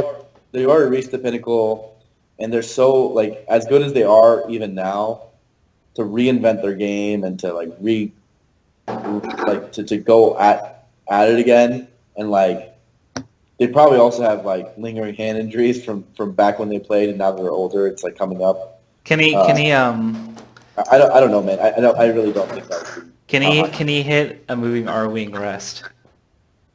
No, because he's going to play Falco, and it's going to be dope. But, yeah, I would guess maybe he can become a top 40 player again. But it's 40 is like KGH-ish? yeah, I mean, Yeah. it's not going to be easy for him to get as good as KJH. Yeah. Like, again, he's much older now, and he's been out of the game for a long time. And we'd have to, if he came back full-time, there's a difference between coming back full-time with fire and coming back full-time, to just do it, and then you realize how hard it is, and, you have to try to, you're trying to make it work, and, it's not the same. If he comes back with fire, I mean, he has no limit, I really, he could go as far as the eye can see. Of course, I think talented. I said 25 because who really is dedicating 40 hours a week to Melee right now? Huh? Who's really dedicating 40 hours to Melee in a week? I mean, a lot of them, right? Not really. I don't know, man. I think they are, actually. I think literally the whole top 20 is, except with a few exceptions. Like Silent can't because his hands. I honestly don't think Pew Pew is. Oh, Pew Pew definitely isn't, but we've talked about that before. That man gets carried by his talent more than anyone.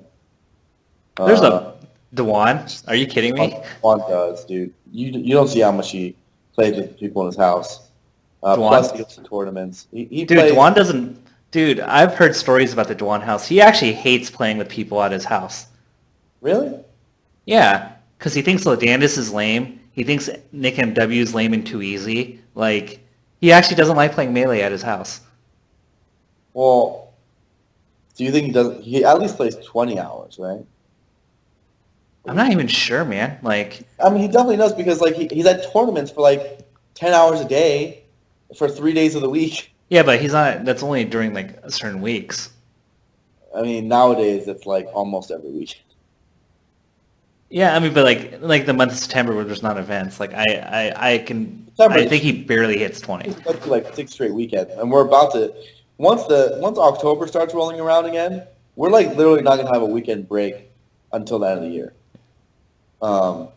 It's gonna be ridiculous. And during the week, he works full time and then has to commute. Sure. So, some people are spending far more than 40 hours. Yeah. Leffen's certainly not playing 40 hours a week right now. No, but I also don't know if 40 hours is optimal. I don't think it's optimal. I also think watching Melee is usually, in Melee's case, more useful than playing it many times. I think playing Melee, you probably only need less than 20 a week to really be in shape.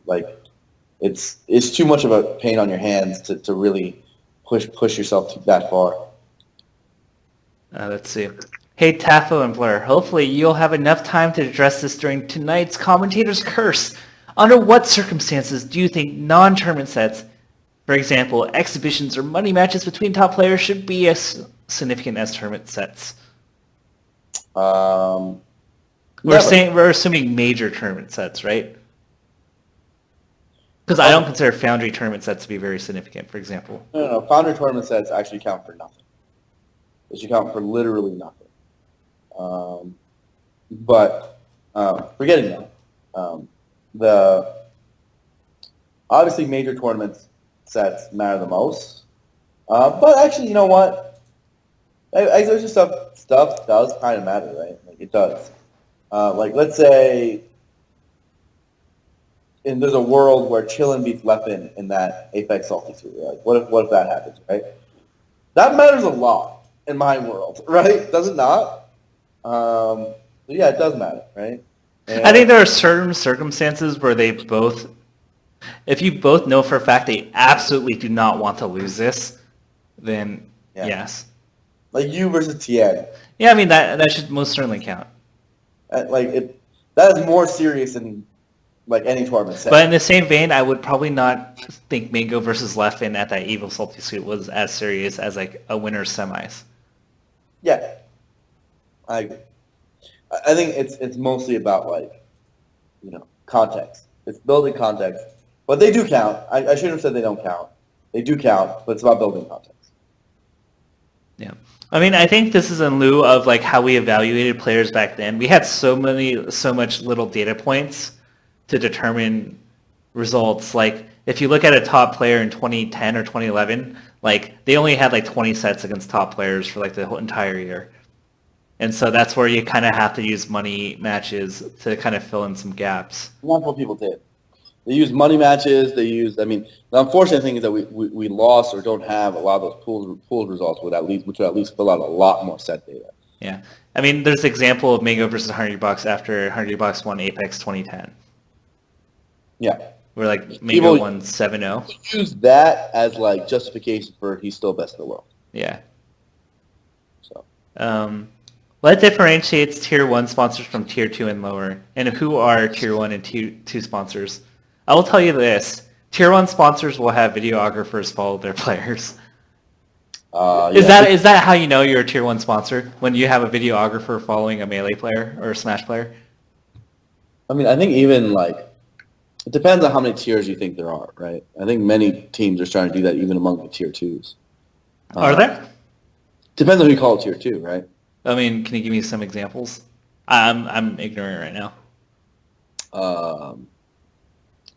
I mean, I care about my relationship with a lot of these teams a lot, so I don't want to like demote them to Tier 2. But they have just name teams that are videographing. So obviously Liquid does it, Cloud9 does it, Red Bull does it, TSM does it, Splice does it. Who else does it? There's... I feel like I'm missing some. I think Energy does it for their teams. Renegades did it back in the day for CSGO. There's the vast majority of teams do it, or should. If they don't do it, or like have like a dedicated video series. Like Mango has the Cloud9 thing. TSM, there's Resurrection. Yeah, I mean, depends on how well produced, I guess. All right, that might not be the best indicator. Maybe I'm wrong. Does it? Echo Fox is doing their question stuff. They all have content pieces, right? Like into some. EG does it. EG did like a big documentary around their Dota team. So. I mean, I think if we're gonna sum it up, it's just like resources, right? Not gonna name specifics, but like a Tier 1 sponsor is gonna pay you a lot more. They're gonna give you a lot more stipends on flights and hotel and travel. Like they're going to dedicate a lot more resources to promote your social brand. And they're just going to have a lot more resources for you to work with. Like if you want to create a new Twitch streamer Twitch layout, they'll have graphics artists that will work and immediately get it out to you. They'll have personal managers that will help you out. Like you don't need to book your flight. You just tell them the event and they'll help you do all that. And so Tier 2 sponsors, they might give you flights. Their salary is probably going to be lower, and just everything's just slightly less, I guess, or in what they do. Yeah, sure. I don't know. I don't know how productive tiering sponsors is. In terms of Smash, they all do relatively the same thing. They give you a salary. They fly you out. They maybe and hopefully give you a video series, and that's like the thing, right? Like That relationship isn't very different between Tier 2 and Tier 1. We don't really have like the super management and coaching infrastructure that they give to their CS or their league teams, for example, right? So that difference isn't felt as greatly in Smash as it is in other esports. Yeah. Are Multilingual's chances better against Armada or Hungrybox? That's tough. I mean, they're both like record-wise equally bad. Almost. Xbox now, right? One way more stats against Xbox. I mean, I'm trying to think of like can bigger sample size, but it's still like higher percentage, right? Yeah. So it's got to be Xbox. Yeah. Though in recent times, like based on how the games have been going, the answer might be. Actually, I think Marth Peach is more doable for him than Fox Puff right now. You think still? Well, I mean, I think the one thing I fall back on is that Multiking, if Armada has to prepare for another Marth, like which Marth is he going to ask for scrim practice? You know? I mean, Multiking, we watched them at Smash Summit 2 where they're in the hotel room playing Marth Peach for like 5 hours? And Mutaking took a lot of games.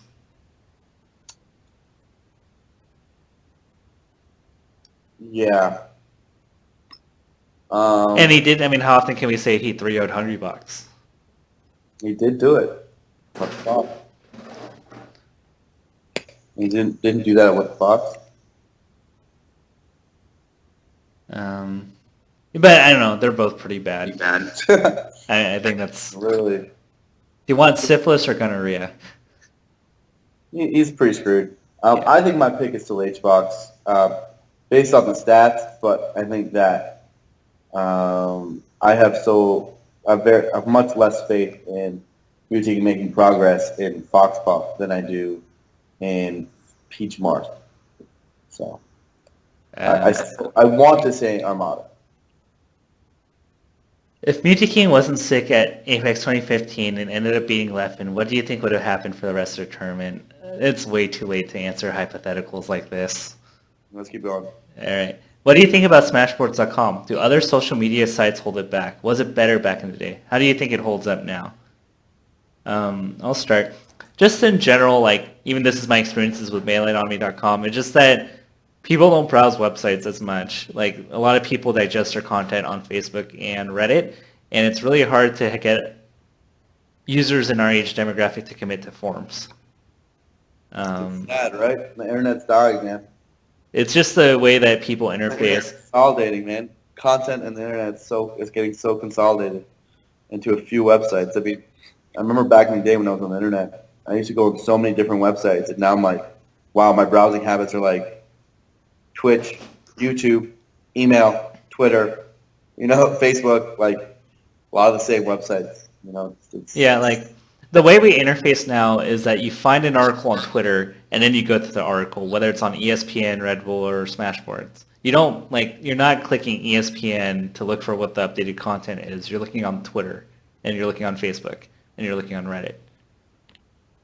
And so it's hard to have commitment. I mean, so it's just the way content is now. So I think that overall Smashboards is still dope. But to answer the question, was it better before? It was the top players use it more. I think when you had all the top players chatting regularly on it, I think that was like the golden era of Smashboards. That's in my opinion. It was so sick that way. Now some of them still post there. PP still does. PP still does, man. He's crazy. So it still has that, but it's really useful for just seeing all the old content. Like stuff on Twitter and Facebook get lost, and it sucks because now all the top players and personalities are making their content on non-permanent mediums, right? Whereas all the Smashboards would get stored over time. And that's valuable. And it's really valuable. Imagine if we went to another medium, we wouldn't have all that kind of database of information. Yeah. There's definitely especially because of Facebook events, it's so hard to track what our tournament seems like. Back in the day, me and Joe guys, we used to track attendance really, really closely, right? While trying to help build the scene internationally, and we had lists of the 100+ tournaments, even stuff hey, when do we, hit certain attendance marks per region, all that stuff. It was much easier to keep track of when almost everything was on Smashboards. And thankfully, it's become easier to track again because of Smash GG. But there's a dead zone between the Smashboards era and the Smash GG era where things are just on Facebook events, and it's super hard to keep track of everything, right? And to look back and so what were the 100+ of that year? It's super hard to find and figure out. Even now, it's still really hard because most things are still not on Smash GG. In fact, 99% of the community is not on Smash GG. So, let's see. I think the big thing you get to do, their front page has admittedly got a lot better than it was a year ago, where you read articles on Mario Kart, and I think some people refuse to go to the front page because of just kind of that. They created a bad first impression for more of the competitive side. I know AlphaZealot says like they're getting record numbers, but frankly, Smash is so big that you shouldn't be losing people overall with how many people come in. But I think if they did like a rebranding social media campaign saying like here is the new direction of how we cover competitive Smash, like I think it could do pretty well. Yeah, I mean, like if you just look at their front page, a lot of it's dope. It has like the tournaments that are coming up. It has the top Smash streams. It has like top stories. Like a lot of it is really, really good. Like how it's built in that sense. And then like forum media, like there's just so much content on the site. So it is like still the home of the Smash community. That is an accurate name for it. It's true. But like an advice I gave to AlphaZealot that I'd like is like I like how sites like NeoGAF or another forum that I think maybe the best built forum I've ever seen is this one that was made with a custom just for itself called Slate. If you guys want to check that out, SLAENT or something like that. And that's just a really well-made forum, top to bottom. In the way those sites operate is instead of having sub-forums after sub-forums, there's like character discussions and there's all these characters, you just like consolidate it all down. Like NeoGAF is just off-topic gaming, and then they have like two sub-forums which are community, but before they were just literally off-topic and gaming, and that's it. There were two forums. And that's it. Smashboards could be that, right? Like it could be just like literally Smash news and off topic. Or if you want to separate more, you could be like Wii U 64, Melee, whatever, and off topic, right? If you want to do it that way. But I don't know if there's enough content in each of those subforums to really require much more than that, right? Like, why? And I think that's why people gravitate towards Reddit, because the net effect is the Reddit front page surfaces content better than like a forum where you have to go inside so many hoops and so many different links to really get to the content. It just naturally surfaces what you want to see. So you prefer that. In the way our generation has been raised and where internet habits are now, we want content curated for us and basically given to us rather than for us to go out and search for it. So that's what Reddit does really well. That's what Twitter does really well with feeds. That's what Facebook does really well with feeds. I think the forum structure just needs to be revised to accommodate that, right? You could still have a forum with far better discussion tools and historical tracking and all this stuff than what Reddit provides, but it has to surface the content to one central base rather than splintering it out in so many different ways. Let's see. So. Why aren't Matt? Okay, we already answered that question about Dolphin. Something else, please. Oh, Toph, thank you for hosting us, by the way. Do you think a GoFundMe for hacks would be viable? Would he even accept it?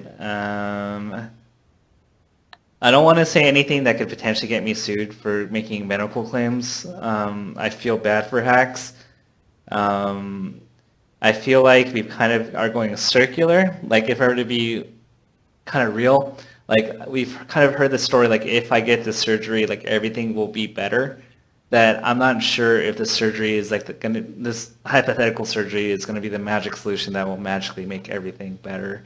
I hope the best for hacks. I really do, because it seems like it's affecting his quality of life. But I don't even know what the best course of action is. Dude, I mean, I don't know anything about medicine. I don't know. I'm so unqualified to answer what he should do. But if he needs money, I mean, yeah, let's support him. But I'm not sure if that's what he needs or what he needs really. So I think the first question before we ask, should we fund something, is what does he actually need, right? I think he's saying he needs surgery.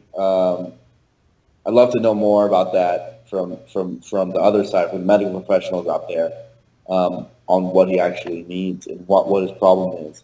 I trust and believe his summary because his passion is amazing. But, obviously, I'd love to know an actual diagnosis from a doctor, not from a patient. So, yeah, there's a lot of questions now still, and I think that it's not jump the gun. I don't know exactly the problem yet. Alrighty. Do you know if Leffen will make it to Big House 6? I haven't seen the attendee list, so I honestly don't know. And I'm not really pestering Robin about it, or Joe Guy, because I know he's really stressed out. So honest answer, I don't know. Obviously, I do know a little bit, but we'll see. Okay, cool. Is it worth exaggerating a win or loss to build a narrative? I want to answer that. I'll start, and maybe you can add to it. I think the context is important, and sometimes it seems like it's exaggerating, but in reality, like, we're expressing what everybody else is thinking. And when Armada makes this huge run at Genesis, for example, of course we're going to build that more than a random local win because it's significant, because it defies our expectations of what's supposed to happen and how everybody's surprised. Or when Leffen wins, or when Leffen goes on his run, like, for the very first time and proving himself worthy of being on that tier, like, of course we're going to, talk about it because, like, it surprises everybody. I don't think we necessarily go out of our way to exaggerate something that doesn't exist. Like, we don't go to the point where it's like WWE and it's like faking it. But I think we generally do a good job of reflecting on what the community generally thinks about a big win or a big loss. Yeah. So all right. Yeah. Melee Online was announced 2 months ago, but I haven't heard any opinions from you or Blur on it. What's your opinion? There's a Melee Online? It's got a dope trailer. I had a call with the guy who's doing it. Is that the one with, like, the UI menus that were, like, really cool? Yeah. So I basically just, like, since I have a software development background, I went and just did, like, a technical rundown just to get curious of how he's building it. Really smart kid. And I have a lot of hope to see what comes out of it. But yeah, it's a project all of us knew could get built and could do a lot for the scene. So hopefully it turns out good. And hopefully work is still going all right with it. I might check in with them later. But it you never know. I mean, ultimately, the key is that someone's putting effort into a launcher which integrates best with NetPlay. And that at least eases the entry barrier a little bit. Yeah, exactly. That's what I was thinking. Yeah. So. 1 sec. Oh no. All right, there we go. Unfroze. Do you think some U.S. team organizations would help international players with a sponsorship to help them travel here? It's very hard to get a sponsor in Brazil. I lightly touched about this in the sponsor article or the team article on ESPN. Like, to get a U.S. esports team to sponsor an international player, you have to be, like, pretty significant for that to happen in the realm of Smash. And frankly, like, if Eisengo Bay is the most recognizable player, like, I just don't think that's enough for it to have, like, enough of a sponsorship, like a team to pick up a player at this given state.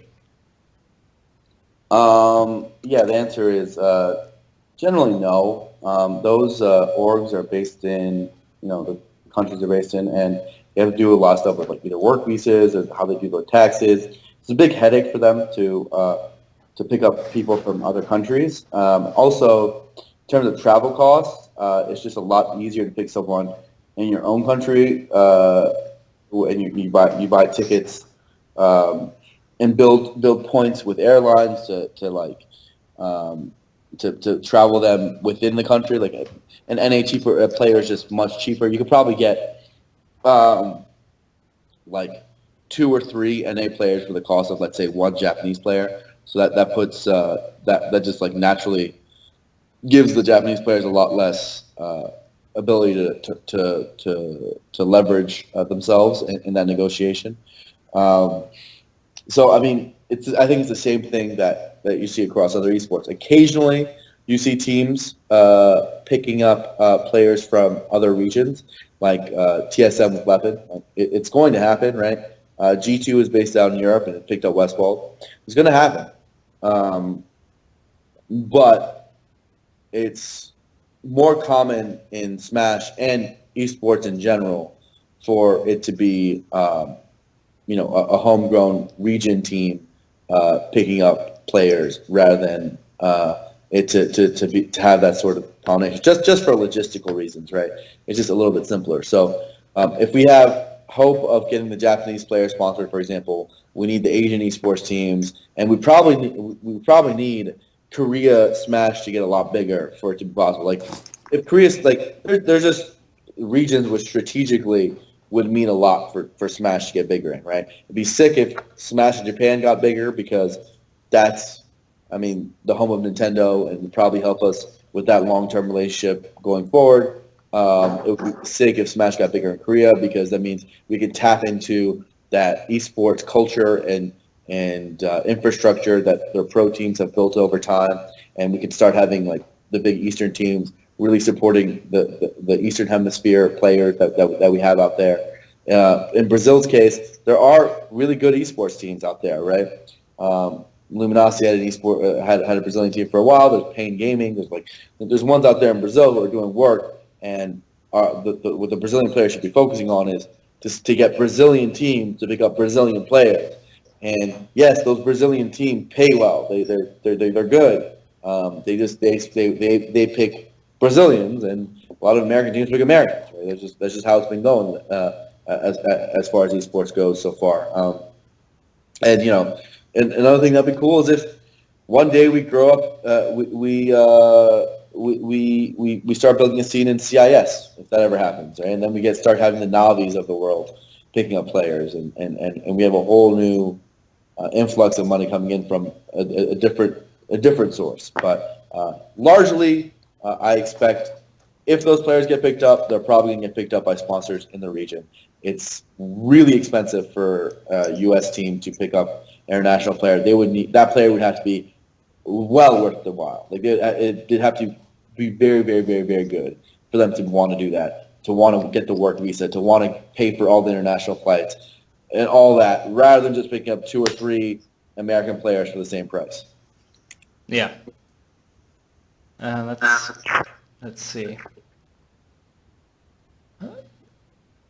If there's the right player, could Pichu see the results like how AMSA did with Yoshi around 2013, 2014? Pichu, they said? Yeah. Not Pikachu. Pichu. So I play Pichu a lot. I have a high opinion of Pichu, but when I say I have a high opinion of Pichu, I don't think it's I don't think it's a bottom 3 character, but Yoshi's a lot better than Pichu. I feel like it's one of those characters that directly get obsoleted by Pikachu. Pichu's just better. Pichu's better at some things, like the recovery's a little bit better, the Nair is slightly better, it's smaller hurt box. All these things are important, but dude, Pikachu's up smash. Pikachu's up air. Those are big deals. And it's not like Pichu's lacking in recovery or anything. Pikachu's just better. I don't think we're going to see many Pichu mains because they should just play Pikachu.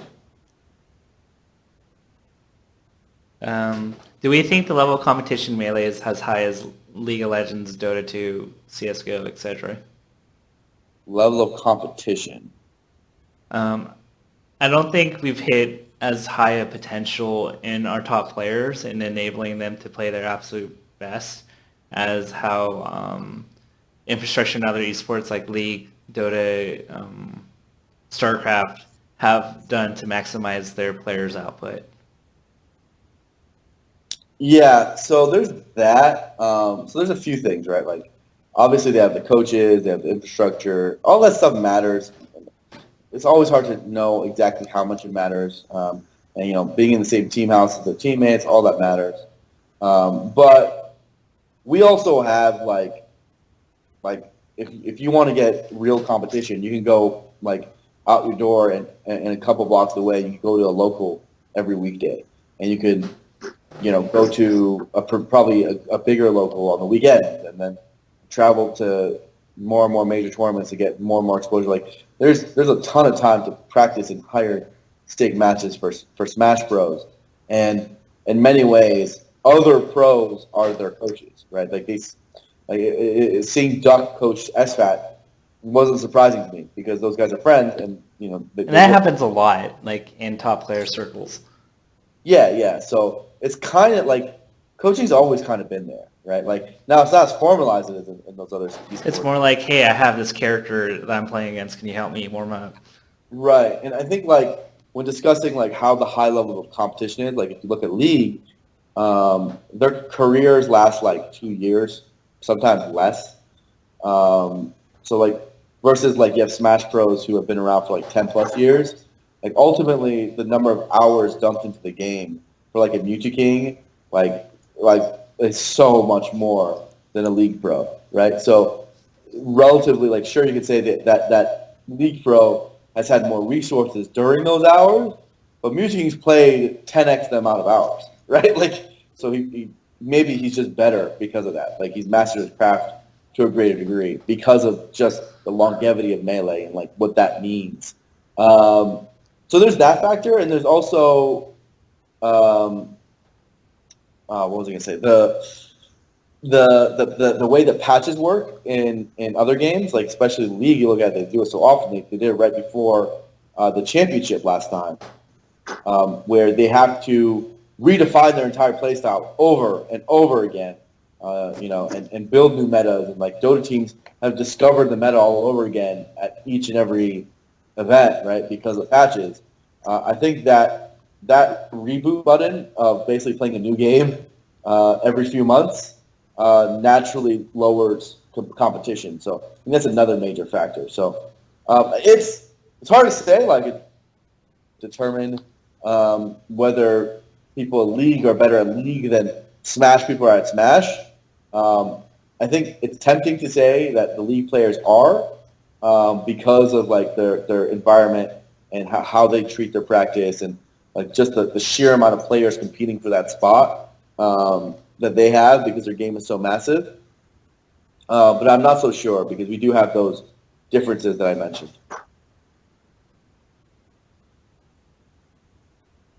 All right. We're in the home stretch. How was SacAnime a great tournament or the greatest tournament? If you were there, it was pretty dope, man. I hung out with the homies. I got 4th out of 24th. Lost to power ranked Sacramento players. They were really good. Did you lose like DP or? Lost to a guy named Dan, who's a Marth. And there's a Falcon who I'm forgetting his name. I'm very sorry. He's a homie. He's a very, very, very nice guy. I would like to play him again. I just chilled with the Sacramento community. Sacramento gets a very weirdly bad rap, dude. That city is great. Like they have a little downtown area, and they had some really good food. There's an Italian place I went to that was like bomb. So I actually had a super good time. I had like an incredible time. So I'm down to go again, man. It's his name was Danuna. Danuna. Is that right? Danuna? I don't know if it was Danuna. But either way, they were homies, and I just had a lot of fun. So seeing new Smash communities is always the best. Okay. Do you think we need documentaries and storylines for players below the gods, not just Axe or PewFat, but players prevalent in pools could benefit from acknowledgement, and it can help pull viewership? Can you repeat that? I was kind of spaced. Basically, should there be more coverage on players that are not the gods, Axe or PewFat? yes. I mean, yeah. Yes. It just comes down to the resources because it's like, yeah, like let's make a documentary on this guy. It's not something you can just make out of thin air. It would be nice, but It's a like, lot of effort. It's a lot of effort. What I would yeah, say is, I think that we've done a lot of player content pieces, and they're great, right? Like we have the whole old school era covered, or at least covered pretty well with the original documentary. A lot of the new school stuff is getting covered with metagame when it comes out. Travis the homie making that, and then we have all the stuff that the pro teams have made over time.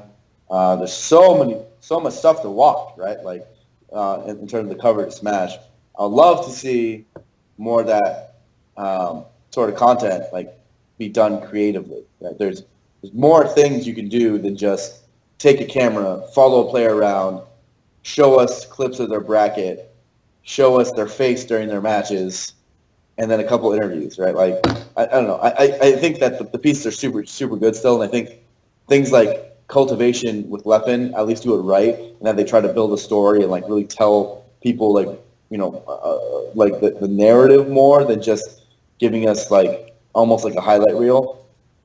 But what I want to see is like a little bit more creativity in those pieces. See a little bit more artistic discretion in those pieces, and that could mean building pieces on TOs or building pieces on fucking tell us more about Smash GG and what they do. Tell us more about you. Why not? Content creators. Tell us more about streamers, or tell us more about commentators. Like all the components that go into the scene. There's so much, right? There's so much. One reason I like 60 frames so much is because at least it had a unique angle, right? It had 3 people of different skill brackets in the same region going to SoCal locals all the time and trying to get better. And like I think that sort of unique approach I'd love to see more. Oh, international scenes. That would be dope. that'd be dope. That would be super dope. If we had really good documentation on each of those scenes. Like the Korea Smash one was like, I loved it. I loved it so much. Unfortunately, I can't. I wish I could, write. I'm not a subject matter expert on those kind of things, so you have to have people within the communities create the content. Yeah, and I mean, like you can even do it over, like we said, TMG content pieces. Like, what if there was like a TMG mini doc about the season? What if there was like one like we saw? Thankfully, we saw like the Big House mini doc. That was like cool to see a post tournament mini doc. We could talk about like on a specific match. So like let's say SFAT versus Leffen money match, or the Chillin versus Leffen money match, or Taco versus TN, like how it built up, and like building a short 10-minute content piece about that, right? And like a post-mortem of like what happened there. I mean, that's kind of what Last Stock Legends wanted to do, right? Yeah. But I mean, they don't have to be the only ones. We should be making content all over the place, right? And I think that sort of stuff should also be we should take that, and I think, unfortunately, we've been premiering a lot of that stuff just raw. I want that stuff premiered on our tournament stream so it gets more eyeballs, right? Like, I want to see, like, our best content shown in front of the most people and, like, shown in really cool ways to make our tournaments more than just commentator cam, match, commentator cam, match, commentator cam. It's like, dude, let's add some content into this, right? Yeah, I'm a fan of that, and that's something that like I'm trying to figure out how it would work in the flow of like an event. Well, I think like maybe this is a good open call. Anyone who's who makes or is making a dope content piece and wants to release it and just is going to do it to their small YouTube channel, like contact me or other community leaders. Well, we'll put it on Big House even when Rob doesn't know about it. Yeah, dude, just drop us a word and we'll show it off. Like, you want it to be shown to as many people as possible, right? Like, we're willing to do that. We just don't know you're making it. So please, and it helps everyone out. It'll be dope. Yeah, dude, like if there was a mini doc on like Javi or Dark, or like the Ariknub scene, or Peru Smash 4, or the rivalry between like the different people in Brazil, like stuff I really want to know about, right? Like I already know a lot about Mango, right? Like, and I love Mango. I want to see more pieces on him. He deserves it, and we all need to know more. But like, I don't learn that much from it. I just enjoy it. It's dope. But I would learn a lot about learning how Javi and Tuga started out, right? And what they did, and what their rivalries were, and what everything that went into it was. Like that would tell me a lot, and I think it would go a long way. Like just like the documentary went a long way in building the storylines of the North American scene. It would go a long way for, like, let's say the European scene, if they made a European content arc, right, where they explained the history of Europe to us stupid Americans, right? And us ignorant Americans can learn that how great AMSA really was, how great Ek really was, how great, the Armada was when he took over, and how that dynamic has changed. What are some important events that happened during that time? Make some player showcase for them. For the Japanese scene, like, what was it really like during Mikhail's era? Please tell me. I want to know, right? Like, yeah, the narratives are all there, and I don't want to be treading over the same waters or the same. And to add to that, just like you bring a really good point, just like how we want to make it as easy to be accessible as a community to, people, so that it's as easy as possible for them to get in the game. Like, I think a lot of people look to me and say, like, why I'm not writing things. Like, if your idea of marketing your region is for other people to try to dig into the crevices to really figure out that your hidden boss actually exists, like, why not, instead of trying to force people and pull them in and make them jump hoops, that you guys are proactive and push out your stories and share them and make it easy for other people to know your players and to know their stories. Well, the honest truth is that Smash is extraordinarily popular, and yet you look at our front page of our Reddit and you compare it to like other Reddits of their size, and it's so easy to get to the front page of Smash's Reddit. Dude, I get to the front page like twice a week. Like, I sneeze and I record and I put it on YouTube and might make the front page of Smash Reddit, right? Like, it's because people will find it funny and upload it. It's not even that hard, right? Like, it takes so little. So like, just putting some effort in making like, Smash content is so undersaturated. I've said it for a long time. Good luck getting into the League front page. Yeah, you want to get in the League of Legends front page? Good luck, right? Like, you're not going to get that sort of exposure. And even though the Smash is so hot right now, there's not enough people making content. We don't have enough people streaming. We don't have enough people, editing, making stuff. So literally, pretty much every content piece surfaces, right? Like, as good as some of the content pieces we talked about earlier are, with they probably wouldn't have made it into a League of Legends or a Hearthstone front page. They probably wouldn't even made it to the second or third page, right? But for Smash, they'll get to the front. And if you want to become a content creator, if that's the thing you want to do, if you love video production, Smash is like the best esport to do it for. We have better stories. We are like 15 years old, so they're legit. They're not like, hey, let's give an expose on this Rocket League player who's been playing for 2 months. Like, there's no story there. Homie just started playing Rocket League and then, like, started doing well. Like, come on. Like, that's the story. And maybe his mom wasn't into it. Like, that's genuinely the story half the time. Whereas for us, it's like, there's a lot there. There's a ton there. Take advantage of it. Look at the opportunity in the face. And talk to the people who will promote you, which includes me and Tafo, because we want to show that kind of content on. All right. Okay, we have 4 questions left, and we're going to call it a night. These are good questions, though. What do you think about the way Shine Cruise went? There were like 3 stack crews, and everybody else was just a group of friends for a region. Basically, it was just a wipe in holograms. Is this even worth doing in the future without balanced crews? I think everybody had like a good time, even the teams that got blasted. Yeah, I think everyone had a good time, which is good. So here's my theory on crews. I think, like, so crews, is interesting. Cruise is arguably the best format Smash has. Like, it might be better than singles in terms of entertainment value. It might be better than doubles in terms of peak viewership potential. Like, it's Cruise is legit, right? Like, in terms of like the amount of hype it brings, its potential. Like, there are many different ways you can go, right?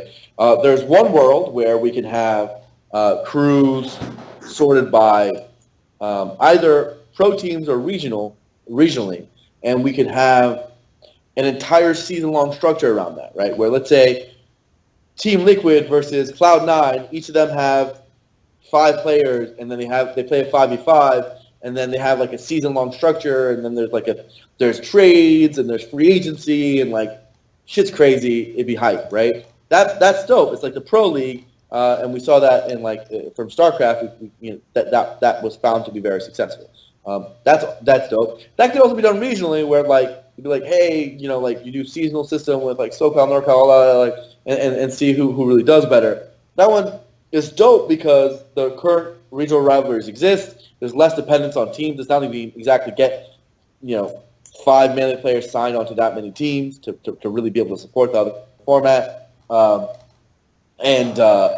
rivalries exist, but at the same time, regions are really imbalanced and will always be imbalanced. Like, SoCal's always going to be good because of the population there. NorCal's always going to be good because of the population there. It's hard to really get invested into that because of how imbalanced that'll naturally be. It can't have the cool stuff like free agency and stuff. And then there's the third way, which is what we're kind of doing now, which is throwing darts at the board and seeing what sticks. And with every event doing something new, and I think that right now, while we're still in experimentation phase with crews, is probably the best way to go about it, especially now.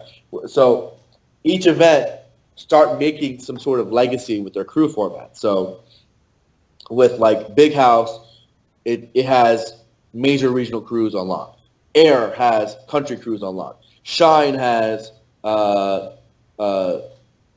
like consolidated crews, like old FC style crews where you pick your crewmates like on lock. There's draft crews among the top 64 at Genesis. That's like their thing. Like, so like every event is figuring out how they're doing crews. Character crews at Pound. Like, they're all doing different things, but they're doing crews, but they're doing it differently, right? Like a little bit differently. Yeah. And I think that I'm excited to have another year of that to keep trying out that system. I think that it definitely helps our day one content. I've been the biggest proponent of crews for day one of anyone, and then eventually I think we're going to figure out, hey, can we make this into a more longer lasting pillar alongside singles and doubles to kind of have like a third major event in the Smash ecosystem, which we can then pair towards our content schedule. Let's see. How do we gain spokespeople to teach Melee to non-English speaking region? Is our best bet translation streams for tournaments? It'd really benefit our game if we were more widespread, right? I think we've talked about this before.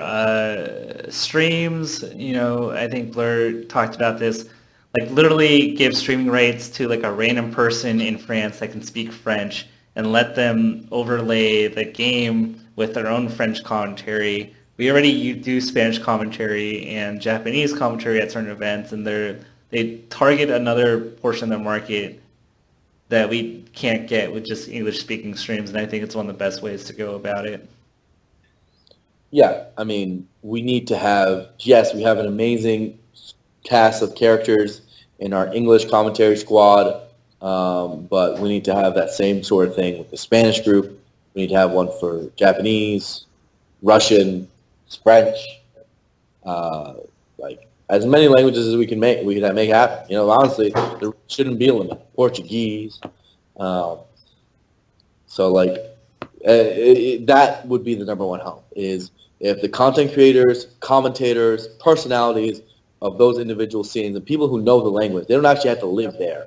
Like, you don't actually have to live in France to speak French. You could be an American player who just does French commentary. That's fine. Like, all you have to do is get the content and then speak over it with a mic, right? Like, it's very classic esports.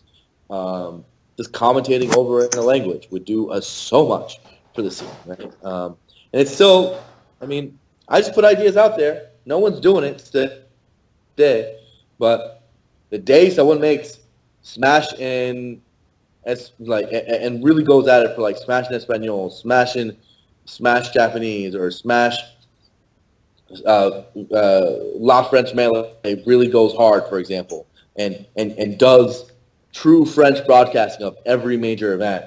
That is a humongous hole that needs to be filled with the community, and that stream will end up being one of the biggest streams in the whole Smash scene when it's all said and done, because they will capture their market so strongly. Last question. Did you see one of Hugs' most recent streams where he talked about how you are building a narrative to show that he's a bad player and purposely ignoring certain results to build your narrative? I think... He's talking about you, right? Probably.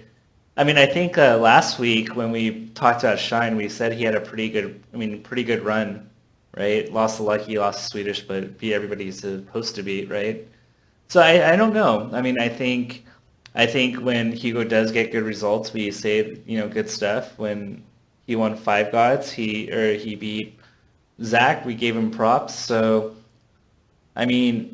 even if we didn't say anything, I think his summer performances, getting 129th kind of speaks for itself, that we don't even have to say anything, and that's its own narrative. And I think people were... Without us saying anything, I think we could safely say that Hugs hasn't performed anywhere close to top 20. When Hugs knows he's playing, he must know. I'm not at this point, I don't know, if I were to be honest, I don't know if he's being delusional about it. I know we rib him. I rib him more than I probably should. But if he thinks he's anywhere close to top 20, I would honestly tell him to take a good look in the mirror and to look at his results, because I think Fenny posted that he lost a hat and he was upset about it. Why did you mention hat? Then, if you don't include that, there's still a bunch of bad losses. And if you want to include, some of his upside wins where he beats this kid Boogie, at the same tournament he lost to Army. So there's no way I can spin it. If I just blatantly ignored all his losses, at locals, regionals, nationals, and try to paint a good narrative, I guess I could do that. But every time I try to think of a good result that will help Hugo, I have to go oh great, he lost to Army at this event. Oh wait, no, he had a good run at this local. Wait, no, he lost to Jace. It's really hard to create with facts a favorable situation for Hugo, because if I don't include locals, then he doesn't really have the West Bowls wins. But if I do include locals, then I have to include all these losses to random players. And so it's really, really, really hard. And the way I see it, and it's if you really believe you are as good as you are, show me. Show me that you're good. Show me the performances that make the consensus outside of me say that you are definitely a top 25 player, that you're comparable to Nintendo, because I don't see it. I just don't see it. And I'm not sure, I'm not even being biased here, because, well, I guess it's not, I might be biased, but it seems like most people agree with the consensus that you're not performing well. So for you to try to prove to the world that you're doing better than what I'm saying, I want to see results. I want to see you do well, and I want you to have wins consistently without losing to people like Far, without losing to people like Smash God, like Hat, like Dreffen. These aren't good results for a top 25 level player. And that's just my honest opinion on it. If he wants to say that I'm crafting a narrative out of it, that's fine, but let's not be delusional here either. Well, anyway. Hey, so I was reading the chat while you were going off on Hugo, for Hugo. But it sounds like Hugo said something to you, so I feel like he deserves it in this case. Someone asked about how exactly that the multilingual commentary would happen. yes, it would be. There's two ways to do it. You do it in the venue, like we did with the Spanish commentary at Pound and other events. Where you just take the feed in the venue and you just do it with people in the venue. But you can actually just rip the feed and commentate over it with like a mic and camera in your house. That could just be a thing, right? Now you have to ask the organizers and coordinate, but like no Smash organizer is really against that. Like all of them will say yes, literally all of them. So it can literally be done tomorrow. Just no one's doing it. And I can't do it because I don't know those languages. So people of those scenes, if you want your game to grow, just commentate it. It would do a lot in your language. Yeah. Another person messaged me, and apparently he says he's from Brazil and says, I want to explain the Aizen versus Bobesco rivalry and how 6-0 wasn't a surprise. Haha. Well, then do it, homie. I better see a tweet sometime this week or next. I don't know. But just tell us, how did that happen? I don't know how that happened. How do you want me to get invested into Brazilian Smash Brothers if I literally don't know how that happened? I don't even know where to find the vids for that. Just tell me, bro. Give me the rundown. Do it in article form if you want to. Do it in video form is a little bit better. But, do what you can, man. Yeah. I mean, to add, I didn't create that spreadsheet. Fendi, literally posted it out of the blue without my knowledge. So I think my other issue is this. So Hugo recognizes that he's 35 to 40, which is probably where I agree. And that's reasonable. But if I get one minor detail wrong and you're going to say, aha, your ranking is completely invalidated because of this one little detail, whether or not he lost a hat probably doesn't make a difference in how most people are going to perceive, Hugo. Nick Peaches says, we're talking about two different topics here. Oh, okay. I'm sorry. But it's fine. Says, you really need to separate the game audio and commentary channels.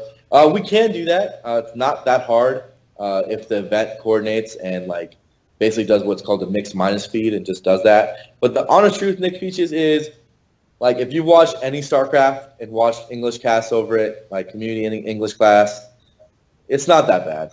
You just put the audio a little bit lower and the commentary audio a little bit lower, and then you talk over it in your language.